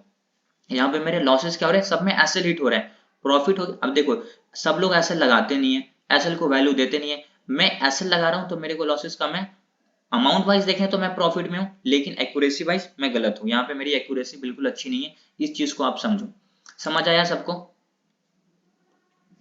एक्यूरेसी वाइज में बिल्कुल अच्छा नहीं है, क्योंकि 8 ट्रेड में मैंने ज्यादा लॉस कर दिया है। यस सर, समझ में आ गया। Yes sir. सबको बताइए। Yes sir. बताइए समझ सर में आ अगर गया। वो 10,000 का प्रॉफिट नहीं होता तो आप लॉस में हो एक्यूरेसी जाते। माने रखता है सर। अगर मेरे को 10,000 का प्रॉफिट नहीं होता तो मैं तो लॉस में होता। तो वहां पे मेरी दोनों चीज दिक्कत हो गई। मेरे तो पहला अमाउंट भी गया, मेरी एक्यूरेसी भी गई, दोनों गई ना। हाँ लेकिन अगर मैं 10,000 के प्रॉफिट में हाँ हूँ, लेकिन 8 ट्रेड में लॉस कर रहा हूँ और एक ट्रेड में प्रॉफिट कर रहा हूँ, तो ये मैं अमाउंट वाइज तो प्रॉफिट में आया, बट एक्यूरेसी वाइज तो गिर गया ना। हाँ तो आपको सक्सेसफुल Yes, ट्रेडर sir. तभी हाँ बनाएगा, और यस आप यस सक्सेसफुल ट्रेडर तभी बनोगे जब आप दोनों पे काम करोगे, अपने अमाउंट पे भी और अपने एक्यूरेसी पे भी। जब आपका जैसे Winning एक्यूरेसी rate. बढ़ेगा तो वैसे वैसे आपका अमाउंट भी बढ़ जाएगा। ठीक है, समझ आया ये चीज सबको अच्छे से? सही है। बिल्कुल सर, बिल्कुल। परफेक्ट। जी सर। ओके, म्यूट कर लो आप सब लोग, ओके। तो ट्रेडिंग साइकोलॉजी से आप लोगों को अब रिलेटेड कोई भी क्वेश्चन है आपके मन में, कोई डाउट? ट्रेडिंग साइकोलॉजी से सिर्फ रिलेटेड, इसके अलावा कोई डाउट नहीं, सिर्फ ट्रेडिंग साइकोलॉजी जो मैं अभी आप लोगों को पढ़ाया उससे रिलेटेड किन्हीं को भी कोई भी क्वेश्चन पूछना है? कोई भी डाउट क्वेश्चन मन में? नो। नो। आगे बढ़े अभी हम लोग। हाँ सर इनमें ट्रेड कितनी करनी चाहिए सर? क्या चीज? सर बोलिए बोलिए। एक दिन में कितने ट्रेड करने चाहिए ज्यादा से ज्यादा? कितने दिन से आप ट्रेड कर रहे हो? ट्रेड कितनी करनी चाहिए ज्यादा से ज्यादा ट्रेड? कितने दिन से ट्रेड कर रहे हो आप? हाँ मैं 1 साल से कर रहा हूँ सर। तो 1 फिर साल आप से। 1 साल से ट्रेड कर रहे हो तो बस एक ही ट्रेड करो एक दिन में, उससे ज्यादा आपको ट्रेड नहीं करना है। जब आप 1 साल से ट्रेड कर रहे हो तो आप ये कोशिश करो कि मुझको एक दिन में बस एक ट्रेड करना है, इससे ज्यादा मुझे ट्रेड करना ही नहीं है। ठीक है, अब हम लोग आगे बढ़ते हैं। Okay sir. ठीक है, स्टॉप लॉस कैसे लगाने का बताओ ना सर। स्टॉप लॉस कैसे लगाने का मैं आपको बताऊंगा। ये चीज मैं ऑलरेडी बता ही चुका हूँ, बट आपको अगर बार बार पूछना तो ये सेशन जैसे भी मैं फिबोनाची रिट्रेसमेंट के बारे में बताऊंगा, वो क्लियर करके फिर आप ये क्वेश्चन वापस से पूछना, मैं आपको बता दूंगा लास्ट में। ओके, ठीक है। How to hold a Angel में समझ पोजीशन। देना सर, एंजल में। ठीक है, how to hold a position. Vishwa ji, position को कैसे होल्ड करना? आप अपने टारगेट तक पोजीशन को होल्ड करके रखोगे, मतलब बेचोगे नहीं, स्क्वायर ऑफ नहीं कर रहे हो, इट मींस कि अपने पोजीशन को आप होल्ड करे हुए हो। और किन्हीं को कोई डाउट? कोई डाउट नहीं, आगे बढ़े हम लोग। No sir. ठीक है, परफेक्ट। नो। ठीक है, अभी जो मैं आप लोगों को बता रहा हूँ उस चीज को ध्यान से समझना। अब हमारा हार्मोनिक पैटर्न्स का बेस बनने वाला है। ठीक है, और जब बेस बनना है तो उसको आप लोग ध्यान से समझोगे। कितने लोग हैं? 38 लोग। बहुत स्ट्रिक्टली क्लास को लीव मत करना, बहुत आराम आराम से समझाऊंगा, बहुत स्लो समझाऊंगा, बहुत अच्छे से समझना इस चीज को। अगर ये नहीं समझ में आएगा तो फिर हार्मोनिक पैटर्न्स आप लोग यूज नहीं कर पाओगे, और अगर आपको हार्मोनिक पैटर्न्स यूज करना है तो इस चीज को समझना पड़ेगा बहुत अच्छे से। देखो, फिबोनाची रिट्रेसमेंट लिखा हुआ है, इसका मतलब क्या होता है? नीचे लिखा हुआ है, Fibonacci retracement is a method of technical analysis for determining support and resistance levels. आप फिबोनाची रिट्रेसमेंट को यूज करके अपने सपोर्ट एंड रेजिस्टेंस के लेवल को फाइंड कर सकते हो। ठीक है, पहले हम लोग क्या करते थे? पास्ट प्राइस को देखते थे, उसके हिसाब से बोलते थे कि हमारा क्या सपोर्ट एंड रेजिस्टेंस है, वहां पे हम लोग कैंडल्स को फॉलो करते थे। अगर आप वो चीज नहीं कर पा रहे तो फिबोनाची के रिट्रेसमेंट की लेवल से भी पता लगा सकते हो कि हमारे लिए कौन सा सपोर्ट है और हमारे लिए कौन सा रेजिस्टेंस है। ये पहला फायदा होता है हम लोगों को फिबोनाची रिट्रेसमेंट का। दूसरा नीचे लिखा हुआ था most commonly used ratios include 23, 38, 50, 61, 78। ये चीज मैं आपको थोड़ा आगे बताऊंगा चार्ट पे ले जाके, उसके बाद आपको और अच्छे से समझ में आएगा। तो फिबोनाची रिट्रेसमेंट का जो यूज है वो आप लोगों को अब तक समझ में आ गया हो कि इससे हम लोगों को ये फायदा होता है कि हम लोग सपोर्ट एंड रेजिस्टेंस का पता लगा सकते हैं कि हमारे लिए इंपॉर्टेंट सपोर्ट कौन सा है, हमारे लिए इंपॉर्टेंट रेजिस्टेंस कौन सा है। आज मैं आप लोगों को एक रेजिस्टेंस बताया था आवरली टाइम फ्रेम के हिसाब से कि हमारे लिए इंपॉर्टेंट रेजिस्टेंस का लेवल होने वाला है। एक बारी मैं इसको एक बार डिलीट करता हूँ, वेट अ मोमेंट, इसको मैं थोड़ा डिलीट कर देता हूँ। और मैं आपको ये बताया कि आज हमारे लिए जो है इम्पोर्टेंट ये रेजिस्टेंस का लेवल होगा, उसके पीछे भी रीजन था कि क्यों होगा, उसको समझो।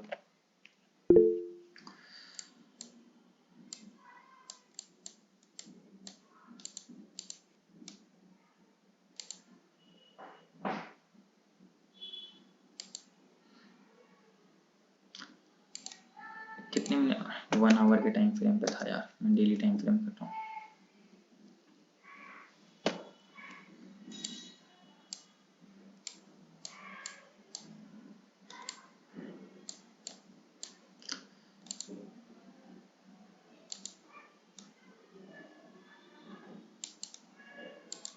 मैंने आपको बताया था 41,195। तो ये जो हमारा ग्रीन वाला आपको लाइन लिख रहा है यहाँ पे, मैं एक बार इसको वापस से लाता हूँ। लगभग 190 से लेकर 200 के बीच का जो था वो मैंने बोला था कि ये हमारे लिए इंपॉर्टेंट रेजिस्टेंस है। क्यों बोला था ये हमारे लिए इंपॉर्टेंट रेजिस्टेंस है? क्योंकि अगर मैं इस इम्पल्स का, अभी इसको मैं एक समझाने से पहले आपको एक चीज समझाता हूँ कि फिबोनाची रिट्रेसमेंट को पहले यूज कैसे करते हैं वो समझो, ठीक है? फिबोनाची रिट्रेसमेंट को यूज कैसे करते हैं वो समझना है। एक चीज हमेशा आप लोग नोटिस करते होगे, अब यहाँ पे आपको थोड़ा फोकस के साथ सीखना है। यहाँ पे आप लोग जब भी प्राइस को देखते होगे कि प्राइस कभी भी इस तरीके से ऊपर नहीं जाता है, या फिर कभी भी प्राइस इस तरीके से नीचे की तरफ नहीं आता है। प्राइस एक स्ट्रक्चर बना के आता है। उसमें क्या स्ट्रक्चर होता है? प्राइस पहले ऊपर जा रहा, फिर थोड़ा नीचे आएगा, फिर प्राइस थोड़ा ऊपर, फिर प्राइस नीचे, फिर ऊपर। ये अप साइडेड ट्रेंड है, मतलब अप ट्रेंड है। इस तरीके से प्राइस ऊपर जाता है। अगर नीचे आता तो किस तरीके से आता है? प्राइस ऐसे नीचे आ रहा, फिर प्राइस थोड़ा ऊपर जाएगा, फिर प्राइस थोड़ा नीचे, फिर प्राइस थोड़ा ऊपर, फिर प्राइस इस तरीके से डाउन ट्रेंड में आता है। अभी मैं आपको बेसिक से समझा रहा हूँ, धीरे धीरे जैसे जैसे हम लोग आगे बढ़ेंगे आपको सब कुछ अपने आप क्लियर होने लगेगा। तो थोड़ा पेशेंस के साथ लास्ट तक लेक्चर को अटेंड करना। अब यहाँ पे मेरा क्वेश्चन ये है कि अगर मान लेते हैं कि प्राइस यहाँ से इतना ऊपर की तरफ गया है और ये जो नीचे आया है, तो आखिर यहीं से प्राइस ऊपर की तरफ क्यों गया? मैं सपोर्ट रेजिस्टेंस नहीं देख रहा हूँ, प्राइस आखिर यहीं से ऊपर की तरफ क्यों गया, ये मेरा क्वेश्चन है। अब हम लोगों को पता लगाना है कि आखिर ये कैसे हुआ। यहाँ पे हम लोग यूज करेंगे फिबोनाची का रिट्रेसमेंट। यहाँ पे क्या करेंगे कि अगर किसी भी इम्पल्स, हर एक इम्पल्स का एक करेक्शन है। ये जो आया ना, ये एक इम्पल्स है, इसका एक करेक्शन है। ये जो आया ये एक इम्पल्स है, इसका एक करेक्शन है, ठीक है? ये एक इम्पल्स, ये एक करेक्शन। अब ये करेक्शन आ चुका, अब इस करेक्शन का भी ऊपर करेक्शन आ गया, तो ये हमारा एक इम्पल्स बन गया। अब ये एक इम्पल्स है, ये एक हमारा करेक्शन है, इस इम्पल्स का ये करेक्शन आ गया। अब ये हमारा करेक्शन बन गया, इसका भी इम्पल्स आ गया। जैसे इसका इम्पल्स कंप्लीट होता है तो अब ये हमारा करेक्शन बन जाता है, इम्पल्स बन जाता है। मतलब अब इस इम्पल्स का ये करेक्शन है। फिर ये जो हमारा पहले करेक्शन था, अब इस करेक्शन का भी हमारा ऊपर ऊपर आ गया, करेक्शन आ गया, तो ये अब हमारा जो करेक्शन था ये इम्पल्स हो गया। इसको एक बार फिर रिपीट करता हूँ, impulse correction, impulse correction, impulse. अब उल्टा समझना, इम्पल्स करेक्शन, इम्पल्स करेक्शन। पहले यहाँ पे हमारा क्या था, ये हमारा इम्पल्स लेग था, ये हमारा करेक्शन लेग था। मैं यहाँ पे लिखता हूं I फॉर इम्पल्स, इस इम्पल्स का ये हमारा करेक्शन, तो यहाँ पे मैं लिख देता हूं C, ठीक है? C फॉर करेक्शन, मतलब इस इम्पल्स का ये लाइन हमारा करेक्शन, ये हमारा एक इम्पल्स है, इसका एक करेक्शन है, ठीक है? उसके बाद फिर ये एक इम्पल्स है, तो यहाँ पे मैं क्या लिखूंगा, I लिखूंगा, I लिख दिया। I लिखने के बाद क्या हुआ कि ये एक हमारा इम्पल्स बना और इसका एक करेक्शन बना, तो यहाँ पे मैं क्या लिखूंगा, C लिखूंगा। तो मैं यहाँ पे वापस से C लिख देता हूँ, C लिख दिया। अब ये इम्पल्स करेक्शन ये रिपीट होता चला जाएगा ऊपर की तरफ, तो ये हमारा अप ट्रेंड में कहलाएगा। इसका ठीक अपोजिट होता है डाउन ट्रेंड में। अब हम लोग किसको इम्पल्स मांग रहे थे, इसको, और इसको करेक्शन मांग रहे थे। अब हम लोग इसको थोड़ा सा घुमाते हैं और इसको मैं थोड़ा सा समझता हूँ। अब मैं क्या करूंगा, इसको इम्पल्स नहीं मानूंगा, अब मैं इसको इम्पल्स मानूंगा। तो यहाँ पे मैं क्या लिखूंगा, I लिखूंगा, क्योंकि ये हमारे लिए तो इम्पल्स का लाइन है। तो मैंने क्या किया, I लिख दिया यहाँ पे। अब इस इम्पल्स का, इसको थोड़ा सा मैं नीचे करता हूँ, इस इम्पल्स का करेक्शन कौन सा है, ये जो हमारा नीचे की तरफ इम्पल्स आया, वेट, ये जो हमारा यहाँ से नीचे की तरफ इम्पल्स आया है, ये इम्पल्स, इसका तो करेक्शन ये है ऊपर की तरफ। तो यहाँ पे मैं क्या लिखूंगा, C लिखूंगा। तो यहाँ पे मैं लिख देता हूँ C फॉर करेक्शन। एक चीज हमेशा याद रखना, हर एक इम्पल्स का एक करेक्शन होता है। कोई भी ऐसा इम्पल्स नहीं होगा जिसका करेक्शन नहीं होगा। अगर उसका करेक्शन नहीं आया तो इसका मतलब कि वो इम्पल्स अभी कंटिन्यू चल ही रहा है। तो इम्पल्स करेक्शन, फिर ये हमारा क्या है, इम्पल्स। तो ये मैं यहाँ पे लिखूंगा आई फॉर इम्पल्स। इसके बाद फिर हमारा क्या हुआ, ये हमारा इम्पल्स, तो इसका एक करेक्शन, तो यहाँ पे मैं लिखूंगा सी। इम्पल्स करेक्शन चलते आ रहा था। पहले क्या था, ये हमारा इम्पल्स था, ये करेक्शन था। अभी मैंने यहाँ पे घुमा दिया, अभी मैंने इसको इम्पल्स मान लिया और इसका एक करेक्शन मान लिया, फिर इसको इम्पल्स मान लिया, इसका एक करेक्शन मान लिया। Same impulse correction, impulse correction, impulse, फिर करेक्शन आएगा, फिर इम्पल्स आएगा। अब इसको मैं नहीं मानूंगा, मान लेते हैं कि ये हमारे सामने है ही नहीं। इम्पल्स करेक्शन, इम्पल्स करेक्शन, पहले हमारा ये करेक्शन लाइन था, लेकिन जब इसी करेक्शन को मैंने इम्पल्स मान लिया तो इसका करेक्शन ये, फिर इसका इम्पल्स, इसका ये करेक्शन। तो ये चीज आप लोगों को समझ में आया कि इम्पल्स करेक्शन क्या होता है? समझ में आया सब लोगों को? Yes sir. सब लोग बोलो यस और नो। थोड़ा चार्ट पे दिखा दीजिए यस सर जी, चार्ट पे दिखा दीजिए। देखिए, बताइए। चार्ट पे चार्ट ही तो दिखा रहा हूँ। अरे बैंक अच्छा, निफ्टी मतलब के चार्ट इसकी पे बात कर दिखाइए। रहे हो आप, इसकी बात कर रहे हो? हाँ जी वो सर, उस पे मैं जी बिल्कुल जी जी बताऊंगा, बिल्कुल बताऊंगा। अभी आपको ये कॉन्सेप्ट समझ में आया? इसमें जी जी। क्वेश्चन है इसमें। हाँ बताइए। इसमें क्वेश्चन ये है ना कि हमारा 1 मिनट।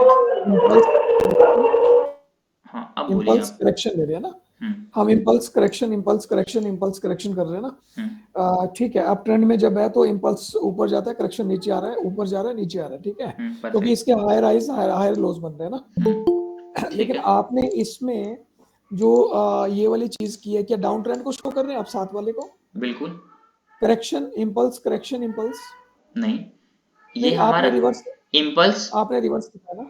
नहीं, हाँ मैं एक बार, आपने आप ट्रेंड वाले पे इसी पे देखो, जैसे हमारा हायर हाइज हायर लोज बन रहा है ना, आपने पहले इसमें इम्पल्स करेक्शन जो है करेक्ट मान लो, है ना।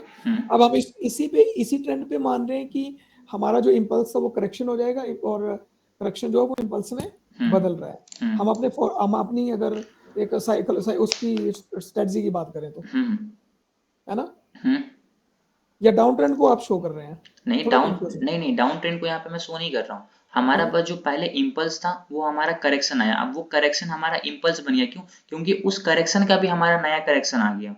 इस तरीके से आप समझिए, ये हमारा इम्पल्स, तो इसका ये करेक्शन आया, फिर यहाँ से जो प्राइस ऊपर गया तो ये भी तो एक करेक्शन है इस इम्पल्स का। ठीक है, तो इस इम्पल्स के लिए ये हमारा करेक्शन लाइन है, लेकिन जब इसका भी करेक्शन आ जाएगा तो यही इम्पल्स हमारा यही करेक्शन हमारा इम्पल्स बन जाएगा। फिर यहाँ से मार्केट करेक्शन किया, फिर यहाँ से एक इम्पल्स आया, सॉरी करेक्ट, अब ये हमारा इम्पल्स बन गया।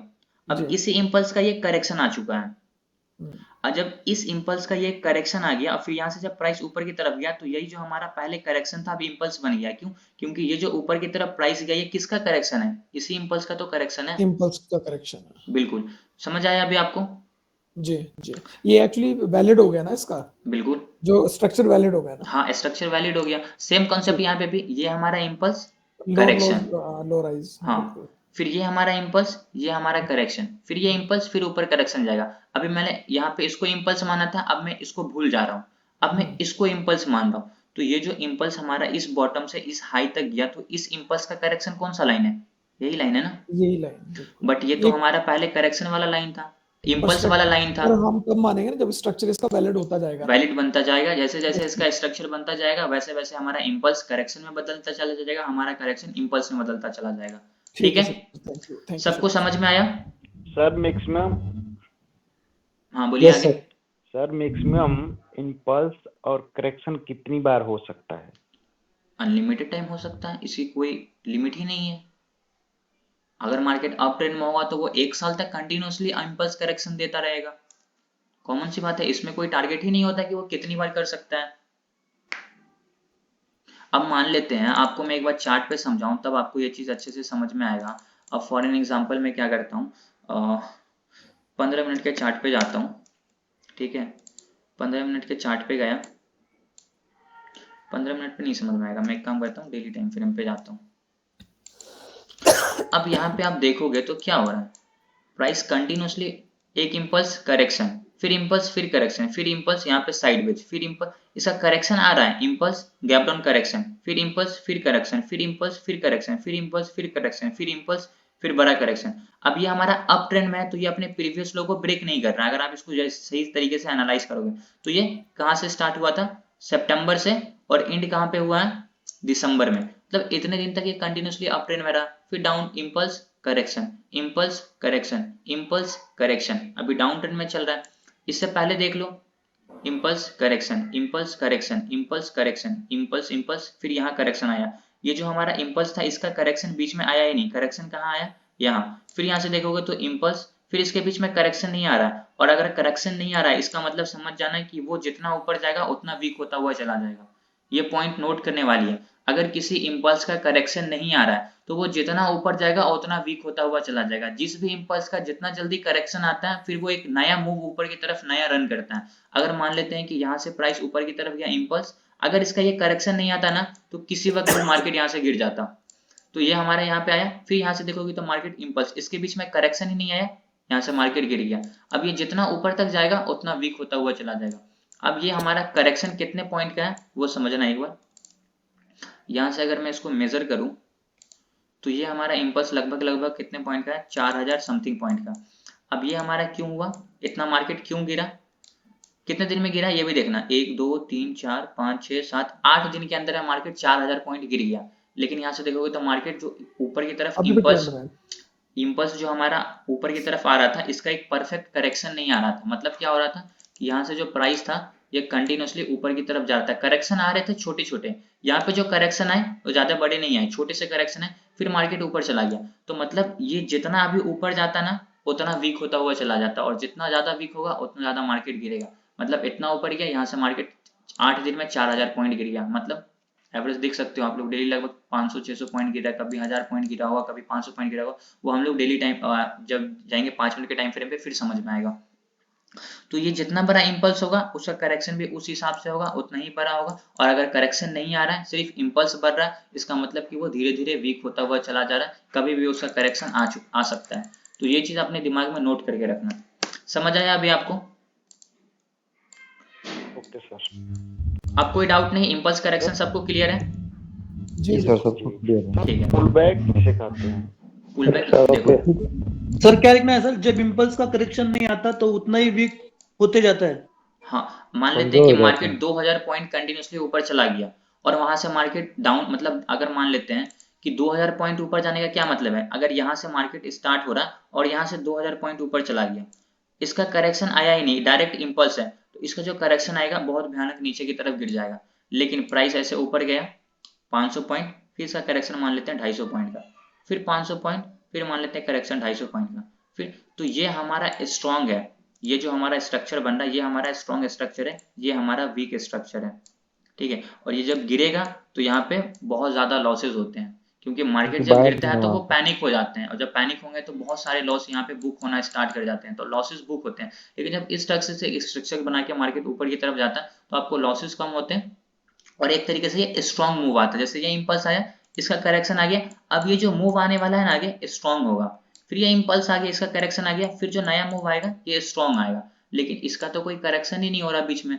अब जब करेक्शन होगा तो वो उसी हिसाब से होगा जिस हिसाब से इसका इंपल्स आया है। तो ये बहुत इंपॉर्टेंट है, ठीक है। समझ आया अभी आपको? जी बिल्कुल सर। ठीक है सर लेकिन वो इम्पल्स उसका करेक्शन कब आएगा वो बोल नहीं सकते ना, कोई लंबा नहीं भी बोल चल सकता है। रेजिस्टेंस से मार्केट गिरता है, सपोर्ट से उठता है। अगर मान लेते हैं कि ये हमारा रेजिस्टेंस का लाइन है, ये हमारा सपोर्ट का लाइन है, अब यहाँ से हमारा इंपल्स करेक्शन, अब यहाँ पे हम लोगों को पता चल गया कि ये हमारा रेजिस्टेंस है, तो यहाँ से मार्केट नीचे आता ही है, तो यहाँ से करेक्शन आएगा, फिर मार्केट ऊपर जाएगा। अगर इसको ब्रेक कर दिया तो इसको ब्रेक करके ऊपर जाएगा, फिर जब ऊपर जाएगा तो रिटेस्ट करना, उसी को हम लोग बोलते हैं करेक्शन। फिर मार्केट यहाँ से ऊपर की तरफ जाएगा, यहाँ पे हायर हाई ब्रेक कर रहे हैं, मार्केट कंटिन्यूसली ऊपर की तरफ जा रहा, तो यहाँ पे क्या हो रहा है, रेजिस्टेंस के पास से मार्केट करेक्ट होते हैं। यहाँ से अगर मार्केट गिर रहा है इट मीन्स कि पास्ट में भी यहाँ से मार्केट गिरा होगा, यहाँ पे फिबोनाची का कोई लेवल्स लगेगा। अगर यहाँ से हम कोई इंपल्स देखेंगे, इससे पहले भी तो इंपल्स होगा, अब इस इंपल्स में जब इस टॉप से इस बॉटम तक मैं फिबोनाची लगाऊंगा तो यहाँ पे हमारा कोई लेवल्स आएगा जहाँ से प्राइस नीचे की तरफ गिरता है, वो चीज मैं भी आपको आगे समझाऊंगा। अभी जो चीज समझाया, जो बेसिक समझाया, वो चीज सब लोगों को समझ में आया? Yes sir. ठीक है, अब हम लोग थोड़ा सा आगे बढ़ते हैं। अब मैं सेम चीज आप लोगों को चार्ट पे करके दिखाता हूँ। इसको अब डिलीट करता हूँ, इसका कोई काम नहीं है।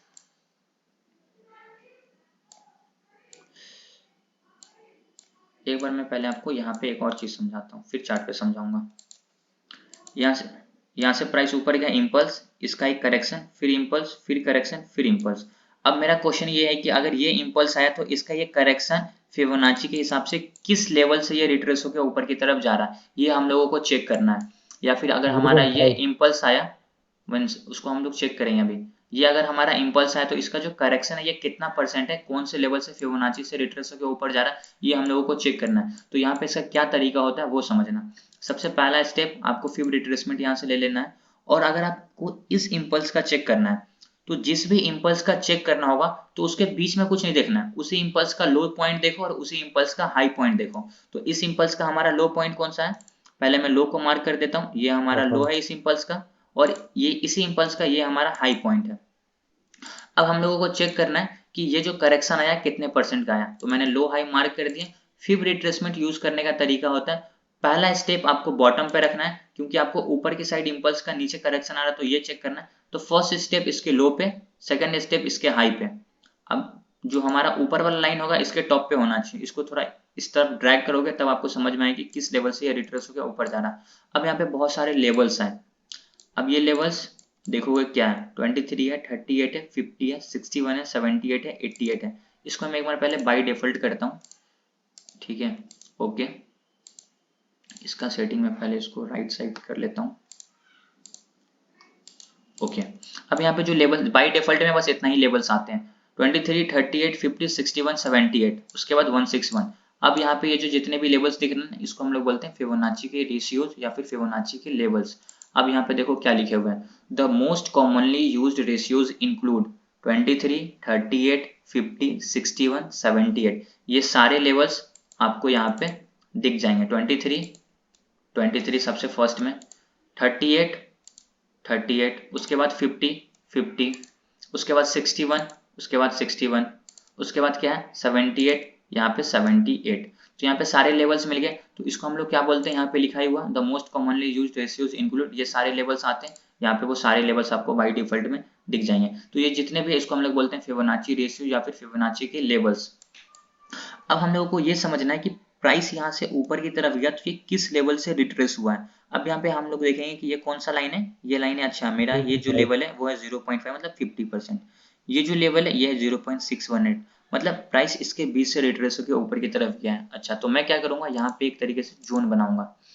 क्यों, क्योंकि जो हमारा 50 से लेकर 60 के बीच का जोन होता है ना, इसको हम लोग बोलते हैं गोल्डन जोन या फिर गोल्डन एरिया बोलो, कुछ भी बोलो आप लोग, गोल्डन रेशियो भी बोलते हैं बहुत सारे लोग। आप जो कुछ भी अपने हिसाब से नाम दे सकते हो, लेकिन गोल्डन वर्ल्ड होना बहुत जरूरी है। मैं यहाँ पे मार देता हूँ, लिख देता हूँ गोल्डन जोन, ओके कर दिया। तो अब ये जो हमारा बना गोल्डन जोन बना। प्राइस ज्यादातर क्या होता है 50 से लेकर 60 के बीच में से रिट्रेस होकर ऊपर की तरफ जाता है।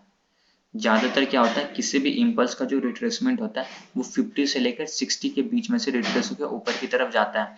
अब ये चीज हम लोगों को पता है, इसका मतलब ये नहीं कि हम लोग यहाँ पे ट्रेड में एंट्री कर लेंगे, बिल्कुल नहीं। ट्रेड में एंट्री हम लोग हार्मोनिक के पैटर्न्स के हिसाब से करेंगे, फिबोनाची के हिसाब से हम लोग ट्रेड में एंट्री नहीं करते हैं। तो 50 से लेकर 60 के बीच का जो जोन हमारा जो एरिया आता है इसको हम लोग बोलते हैं गोल्डन जोन। 50-60 जो हमारा होता है ये हम लोग बोलते हैं गोल्डन रेशियो, ठीक है। आई होप आपको ये चीज समझ में अभी आ गया होगा। अब ये हम लोग कैसे समझे कि ये जो हमारा इम्पल्स है इसका करेक्शन कितना परसेंट है, 50 से लेकर 60 के बीच में से ये रिट्रेस होकर ऊपर की तरफ जा रहा है। तो ये चीज हम लोगों को समझ में आ गया।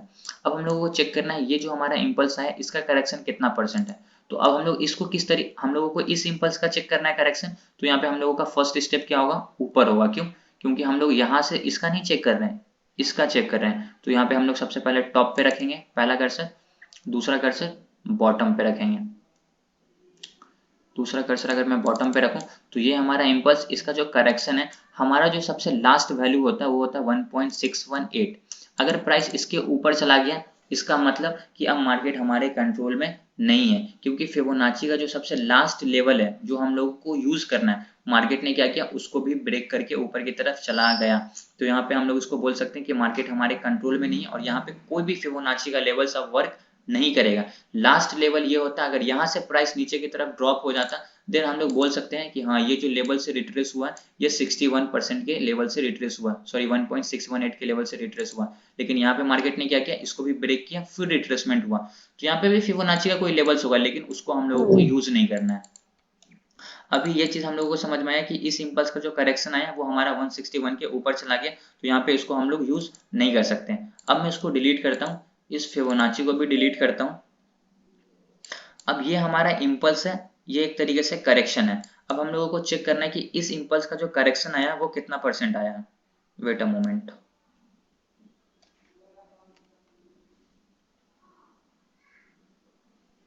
अभी हमारा ये इम्पल्स आया है, इसका कितना परसेंट करेक्शन आया ये हम लोगों को चेक करना है। अब हम लोग क्या करेंगे, इस बॉटम से लेकर जो हमारा टॉप का पॉइंट होता है वहां पे हम लोग अपने कर्सर को ले आके रखेंगे।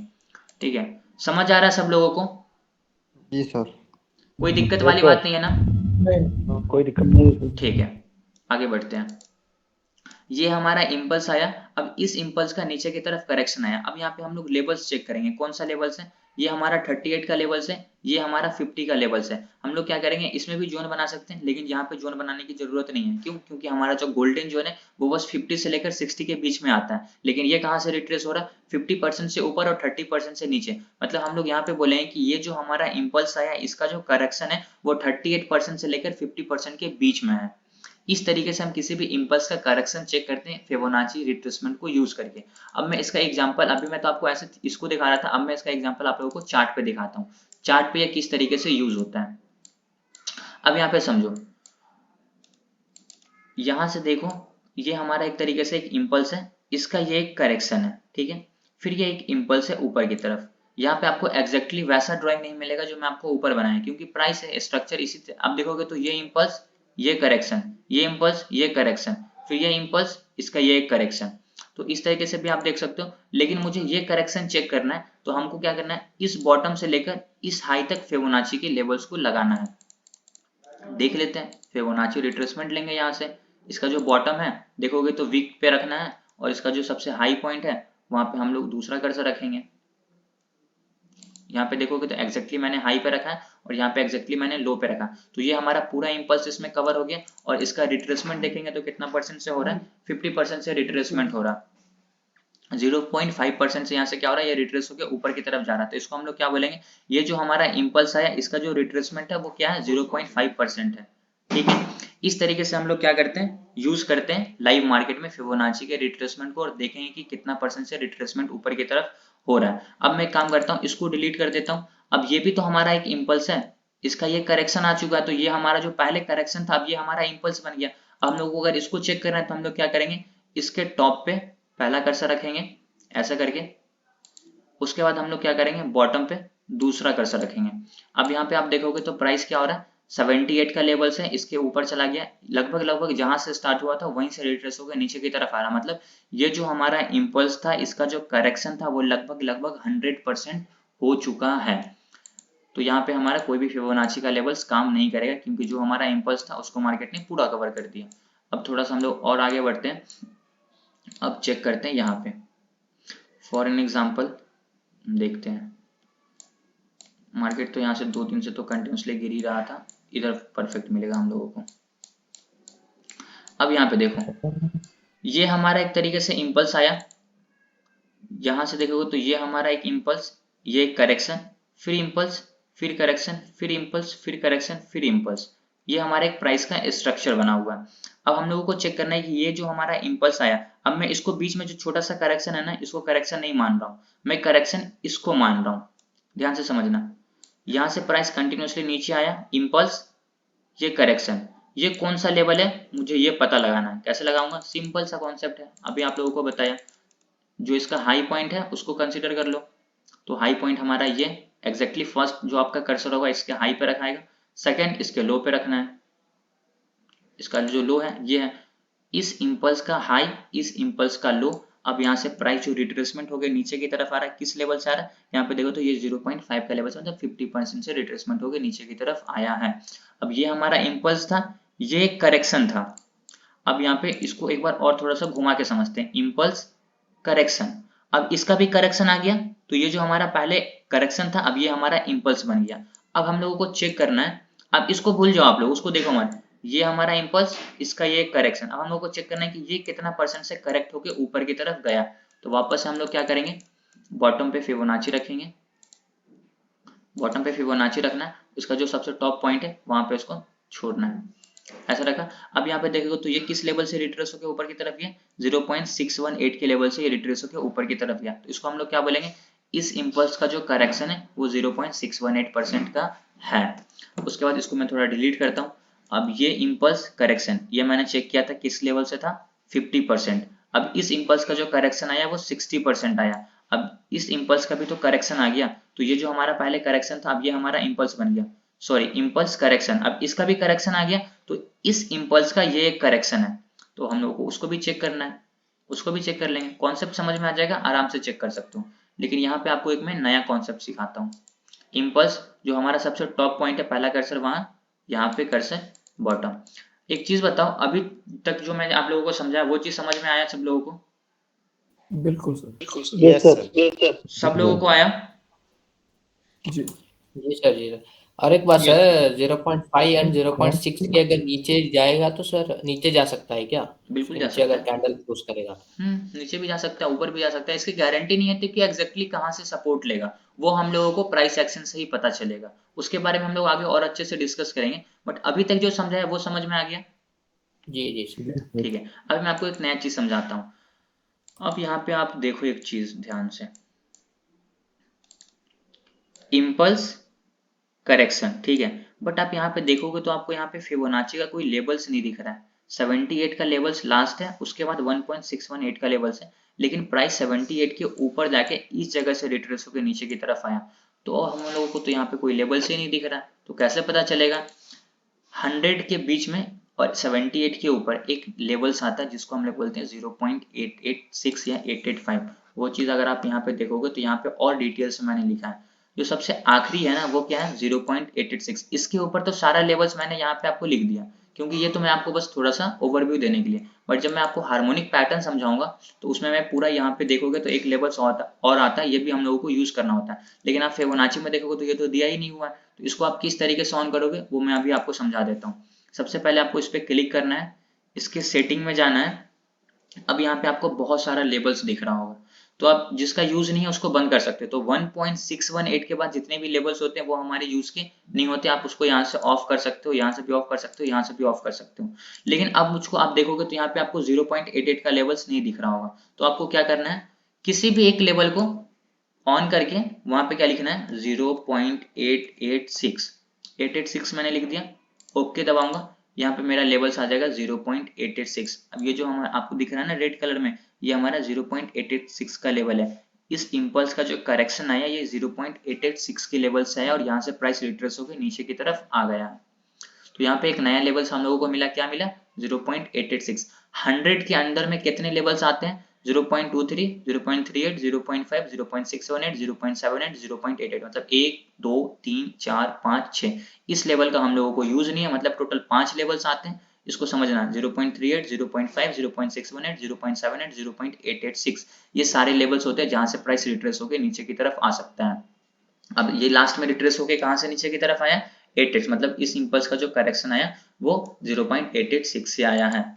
अब कभी कभी क्या होता है कि इस इम्पल्स का करेक्शन 100 पॉइंट से भी ऊपर जाके उसके बाद रिट्रेस होके नीचे की तरफ आता है, तो उसके बाद भी लेवल्स होते हैं, 1.13 होते हैं, 1.27 होते हैं, 141 होते हैं, 161 लास्ट होते हैं। 100 के अंदर इतने लेवल्स, 100 के ऊपर 113, 127, 141, 161। ये चीज तो मैं आप लोगों को कल और अच्छे से एक्सप्लेन करूंगा जो 100 के बाद के लेवल्स आते हैं। अभी हम लोगों ने क्या समझा, 100 के अंदर के लेवल समझा, उसको भी हम लोगों को क्या करना पड़ता है, ऑन करना पड़ता है। क्योंकि जब आप यहाँ पे फिबोनाची लगाओगे तो 100 के बाद आपको यहाँ पे जो देखोगे तो ये हमारा 100 का लेवल है। 100 के बाद आपको डायरेक्ट 1.618 दिख रहा है, लेकिन यहाँ पे देखोगे तो यहाँ पे क्या है, 113 भी है, 127 भी है, 144 भी है। चलो मैं आपको उसको भी ऑन करके दिखा देता हूँ। सेम लॉजिक, क्लिक करना है, सेटिंग में जाना है।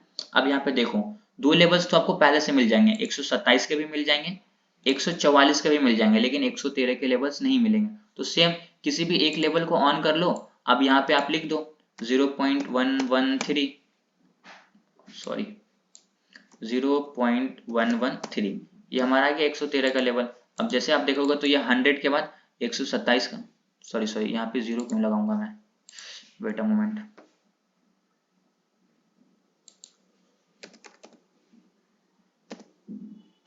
$1.13 ओके, क्योंकि आप देखोगे तो यहाँ पे कौन क्या लेवल है, 1.13 है, मैंने 0 लगा दिया था, गलती हो गया था। तो अब यहाँ पे देखोगे तो अगर ये हमारा 100 का लेवल है तो 100 के बाद 1.13 भी आ गया, 1.27 भी आ गया, 1.414 भी आ गया, 1.618 भी आ गया। ये सारे हार्मोनिक के लेवल्स हैं। आप लोगों को जो यूज करना है बस मैं बता देता हूँ, 0.38 इतने सारे लेवल इसमें आपको जितने भी देख रहे हैं सारे लेवल्स यूज होंगे, बस इसको छोड़ के 0.707 को छोड़ के जितने 38, 50, 61, 78, 88 ये सारे लेवल्स हमारे हार्मोनिक पैटर्न्स में यूज होंगे। और अगर मैं इधर की बात करूं तो ये काम आएंगे, ये काम आएंगे, ये काम आएंगे और ये काम आएंगे, ये दोनों काम नहीं आएंगे, ये हमारा हार्मोनिक के पैटर्न्स में यूज नहीं होता है। ये देखो 1 2 3 4 5 6 7 8 9 ये यूज नहीं करना है, ये दोनों यूज नहीं करना है। इसके अलावा जो देख रहे हैं ये सारे हमारे हार्मोनिक पैटर्न्स में यूज होंगे। ये सारे लेवल्स को हम लोग यूज करके किसी भी पैटर्न्स को फुलफिल करेंगे और उसके हिसाब से हम लोग ट्रेड लेंगे। तो जो पैटर्न्स हैं वो पैटर्न्स मैं आपको कल बताऊंगा कि पैटर्न्स क्या है, कौन कौन से पैटर्न्स है, क्या क्या नाम है और किस पैटर्न्स पे हम लोगों को ट्रेड करना है, किस पैटर्न्स पे हम लोगों को ट्रेड नहीं करना है, वो तो मैं आप लोगों को कल डिस्कस करूंगा एक एक पैटर्न्स के बारे में, क्योंकि ऑलरेडी 1.5 घंटा का ये क्लास हो चुका है। तो अभी मुझको आप लोग ये बताऊं कि अभी जो चीज मैं आप लोगों को समझाया सब लोगों को समझ में आया? जी सर। Yes sir, yes. किन्हीं को कोई भी डाउट? नहीं, कोई डाउट नहीं। No sir. मतलब क्लियर है, मतलब एक बार में सब लोगों को समझ में आ गया? जी सर, जी सर। इतना अच्छा से मैं समझा दिया आप लोगों को। Yes sir. सर वो गुणाची किधर ये है? क्या गुणाची का जो सिंबल है तो किधर है? सबका अलग अलग होता है। जब आप ट्रेडिंग व्यू पे जाओगे ना तो यहाँ पे आपको दिखेगा, इस पे क्लिक करोगे तो यहाँ पे लिखा हुआ है FIB रिट्रेसमेंट। ठीक है। फिब रिट्रेसमेंट पे क्लिक करो, जिस इंपल्स का चेक करना पहला उसके टॉप पे रखो, दूसरा उसके लो पे रखो, क्लिक करो, यहाँ पे लेवल्स आ जाएंगे, पता चल जाएगा। ठीक है, सबको समझ में आ गया? सीरियसली बताओ, मजाक नहीं कर रहा हूँ। जी सर, मैं काफी टाइम से यूज कर रहा हूँ। Yes sir, yes sir. जो यूज कर रहे हैं उनको तो पता होगा, लेकिन जो यूज नहीं कर रहे हैं, जो पहली बार सुने हैं, उनको समझ में आया? जी सर। हेलो। हाँ जी बोलिए। हेलो हाँ बोलिए ना। सर, एक सवाल है। और तो नहीं कुछ इसमें अभी ना? इम्पल्स ऑफ करेक्शन का मेजर क्यों करते हैं? मैं एग्जिट कर लूं क्लास अभी? हाँ, अब मैं सिर्फ बस डाउट क्लियर करूंगा। अब आपको अगर डाउट नहीं कुछ तो आप जा सकते हैं, कोई इशू नहीं। Thank you so much for joining. Good night sir. हाँ जी, आप क्या पूछ रहे थे? सर एक सवाल है कि इम्पल्स ऑफ करेक्शन का मेजर क्यों करते हैं, क्या फायदा है? इससे फायदा ये होता है कि हम लोगों को सपोर्ट एंड रेजिस्टेंस पता चल जाता है।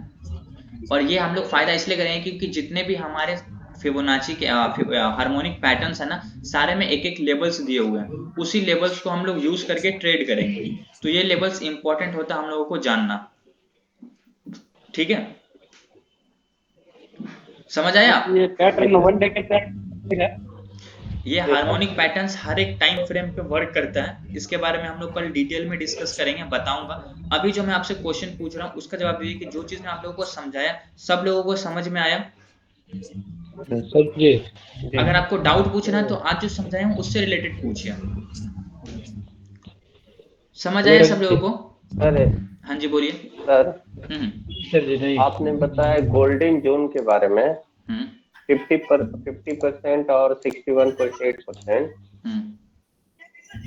वो जो गोल्डन जोन है सर, उससे मतलब क्या ये है? मतलब अगर ज्यादातर चांसेस ये होता है कि वहां से प्रॉफिट ये है कि ज्यादातर क्या होता है, किसी भी इंपल्स का जो करेक्शन आता है वो क्या होता है 0.5 से लेकर 0.618 के लेवल्स के बीच से रिट्रेस होकर ऊपर चला जाता है। अगर आप किसी भी अगर 100 इंपल्स को देखोगे तो उसमें से 60 से 65 इंपल्स का जो करेक्शन आएगा ना, वो क्या होगा 0.5 से लेकर 0.618 के लेवल से रिट्रेस होकर ऊपर चला जाता है। इसलिए वो हमारा गोल्डन जोन बोला जाता है। ठीक है, ओके। और कोई डाउट किन्हीं को भी? सर वेव थ्योरी इसी को बोलते हैं। क्या बोल रहे हो ललित जी? वेव थ्योरी इसी को बोलते हैं, इम्पल्स करेक्शन। बिल्कुल, इम्पल्स करेक्शन इसी तरीके से तो मार्केट ऊपर जाएगा, उसी तरीके से मार्केट नीचे आएगा। सम्राट रॉय, आप क्या बोल रहे हो? बोलिए। सर अगर मैं बोल रहा हूँ वो जो फेवरेट सुपरमैन। हेलो। हाँ बोलिए।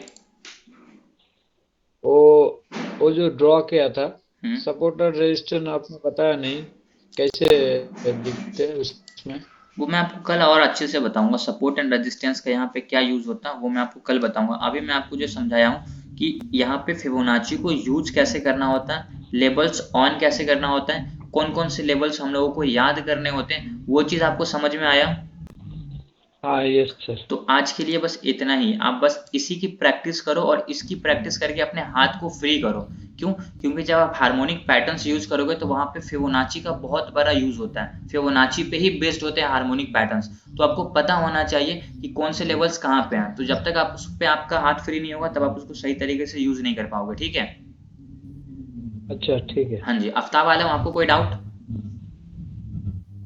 यस सर, एक सवाल है बोलिए सर कि इस फिबोनाची को यूज करने के बाद तो सपोर्ट एंड रेजिस्टेंस मैनुअल जो हम कर रहे थे वो ड्रॉ कर रहे थे, तो उसकी जरूरत नहीं होगी अब? बिल्कुल होगी, वो तो आपको करना ही है। तो सपोर्ट एंड रेजिस्टेंस इससे तो समझ में आ जा रहा है सर। समझ में आ रहा है, बट जरूरी नहीं है कि वहीं पे प्राइस रुकेगा। अब यहाँ पे तो आपको बहुत सारा लेवल्स दिख रहा है यार। जिनसे आवाज आ रही ना, आप पहले एक बार म्यूट कर लो अपने आप को। अब मान लेते हैं कि यहाँ पे आप बहुत सारे लेवल्स है। अब यहाँ से प्राइस क्या हुआ, यहाँ से स्टार्ट हुआ, ऊपर गया।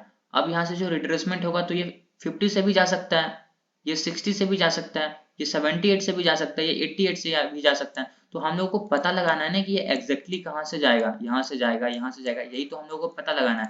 और ये पता लगाएंगे कैसे? जब हम लोग अपना सपोर्ट एंड रेजिस्टेंस को मार्क करके रखेंगे। यहाँ पे अगर कोई भी हमारा सपोर्ट नहीं होगा तो इसको मार्केट तुरंत ब्रेक करेगा, नीचे की तरफ आ जाएगा 88 के पास। क्यों? या फिर अगर मान लेते हैं 88 के पास भी नहीं है, इसके नीचे हमारा सपोर्ट है इस लेवल पे 127 पे, इसके बीच में कोई सपोर्ट ही नहीं है, तो प्राइस यहाँ आएगा, फिर यहाँ से सपोर्ट लेके जाएगा। सपोर्ट एंड रेजिस्टेंस आपको पहले से मार्क करके रखना है। आपको दूसरा कंफर्मेशन देता है फिबोनाची के लेवल्स की, इसी लेवल्स पे हमारा 61 का भी फिबोनाची का लेवल्स आ रहा है, तो यहाँ से प्राइस ऊपर चला जाएगा इस तरीके से रिट्रेस हो गया। अब अगर मान लेते हैं कि ये हमारा दूसरा सपोर्ट है, इसको मार्केट ने ब्रेक कर दिया, तो यहाँ पे 88 का लेवल से लास्ट लेवल होता है, इसको ब्रेक करेगा, नीचे आएगा, यहाँ से सपोर्ट लेके ऊपर जाएगा। क्यों? क्योंकि ये भी हमारा फिबोनाची के हिसाब से 88 का लेवल है और पहले से मैंने मार्क करके रखा था कि ये हमारा सपोर्ट लेवल है। तो फिबोनाची और सपोर्ट भी यहाँ पे दोनों मिल गया, लगभग दोनों एक ही लाइन पे आ रहा है, तो यहाँ से प्राइस ज्यादा चांसेस होते हैं कि सपोर्ट लेके ऊपर की तरफ जाएगा। समझ आया? ओके जी सर। कोई डाउट और किन्हीं को अभी? किन्हीं को भी कोई भी डाउट? ये पैटर्न में एक दिन के चार्ट में लगाने के बाद? हाँ नहीं, आप इसको नहीं बिल्कुल नहीं। आप इसको 3 मिनट के टाइम फ्रेम पे भी यूज कर सकते हो, 1 मिनट के टाइम फ्रेम पे भी यूज कर सकते हो, 15 मिनट पे भी, 5 मिनट पे भी, 1 दिन पे भी, 1 महीने पे भी, 1 साल पे भी। डिपेंड करता है कि आप इसको किस टाइम फ्रेम पे यूज करना चाहते हैं। हर एक टाइम फ्रेम पे ये परफेक्ट वर्क करता है। ठीक है? ठीक है सर। हाँ जी, और कोई डाउट किन्हीं को अभी? सर 0.50 और 0.60 को गोल्डन जोन क्यों बोलते हैं? क्योंकि बताया तो वहां से प्राइस ज्यादा बार रिट्रेस होकर ऊपर की तरफ चला जाता है। अगर वहां पे 100 बार मार्केट रिट्रेसमेंट हो रहा है तो 100 बार में 60 से 65 बार क्या होता है कि 50 से लेकर 60 के बीच में से रिट्रेस होकर ऊपर की तरफ चला जाता है। इसलिए उसको हम लोग गोल्डन जोन बोलते हैं, क्योंकि वहां से ज्यादा बार प्राइस सपोर्ट लेके ऊपर की तरफ जाता है या फिर रिट्रेसमेंट लेके नीचे की तरफ आ जाता है। समझे? Yes sir. और कोई डाउट किन्हीं को भी? किन्हीं को भी और कोई डाउट? नहीं सर। मोबाइल से तो नहीं कर सकते ना? कर सकते हैं। मैं जो आपको फोटोज भेजता हूँ ग्रुप में, वो क्या होता है, फोन का ही स्क्रीनशॉट होता है। Yes yes. और कोई डाउट किन्हीं को भी? सबका डाउट क्लियर है? आज जो समझाया सबको समझ में आ गया? Yes sir. ठीक है, तो एक चीज आप लोगों को मैं काम देता हूँ, एक सेकेंड मेरी बात सुनिए। काम ये है कि सबसे पहले अभी जैसे मैं इस लेक्चर को YouTube पे अपलोड करूंगा तो इस लेक्चर को आपको वापस से देखना है, क्योंकि ये इतनी आसान नहीं है जितना आप लोगों को दिख रहा है।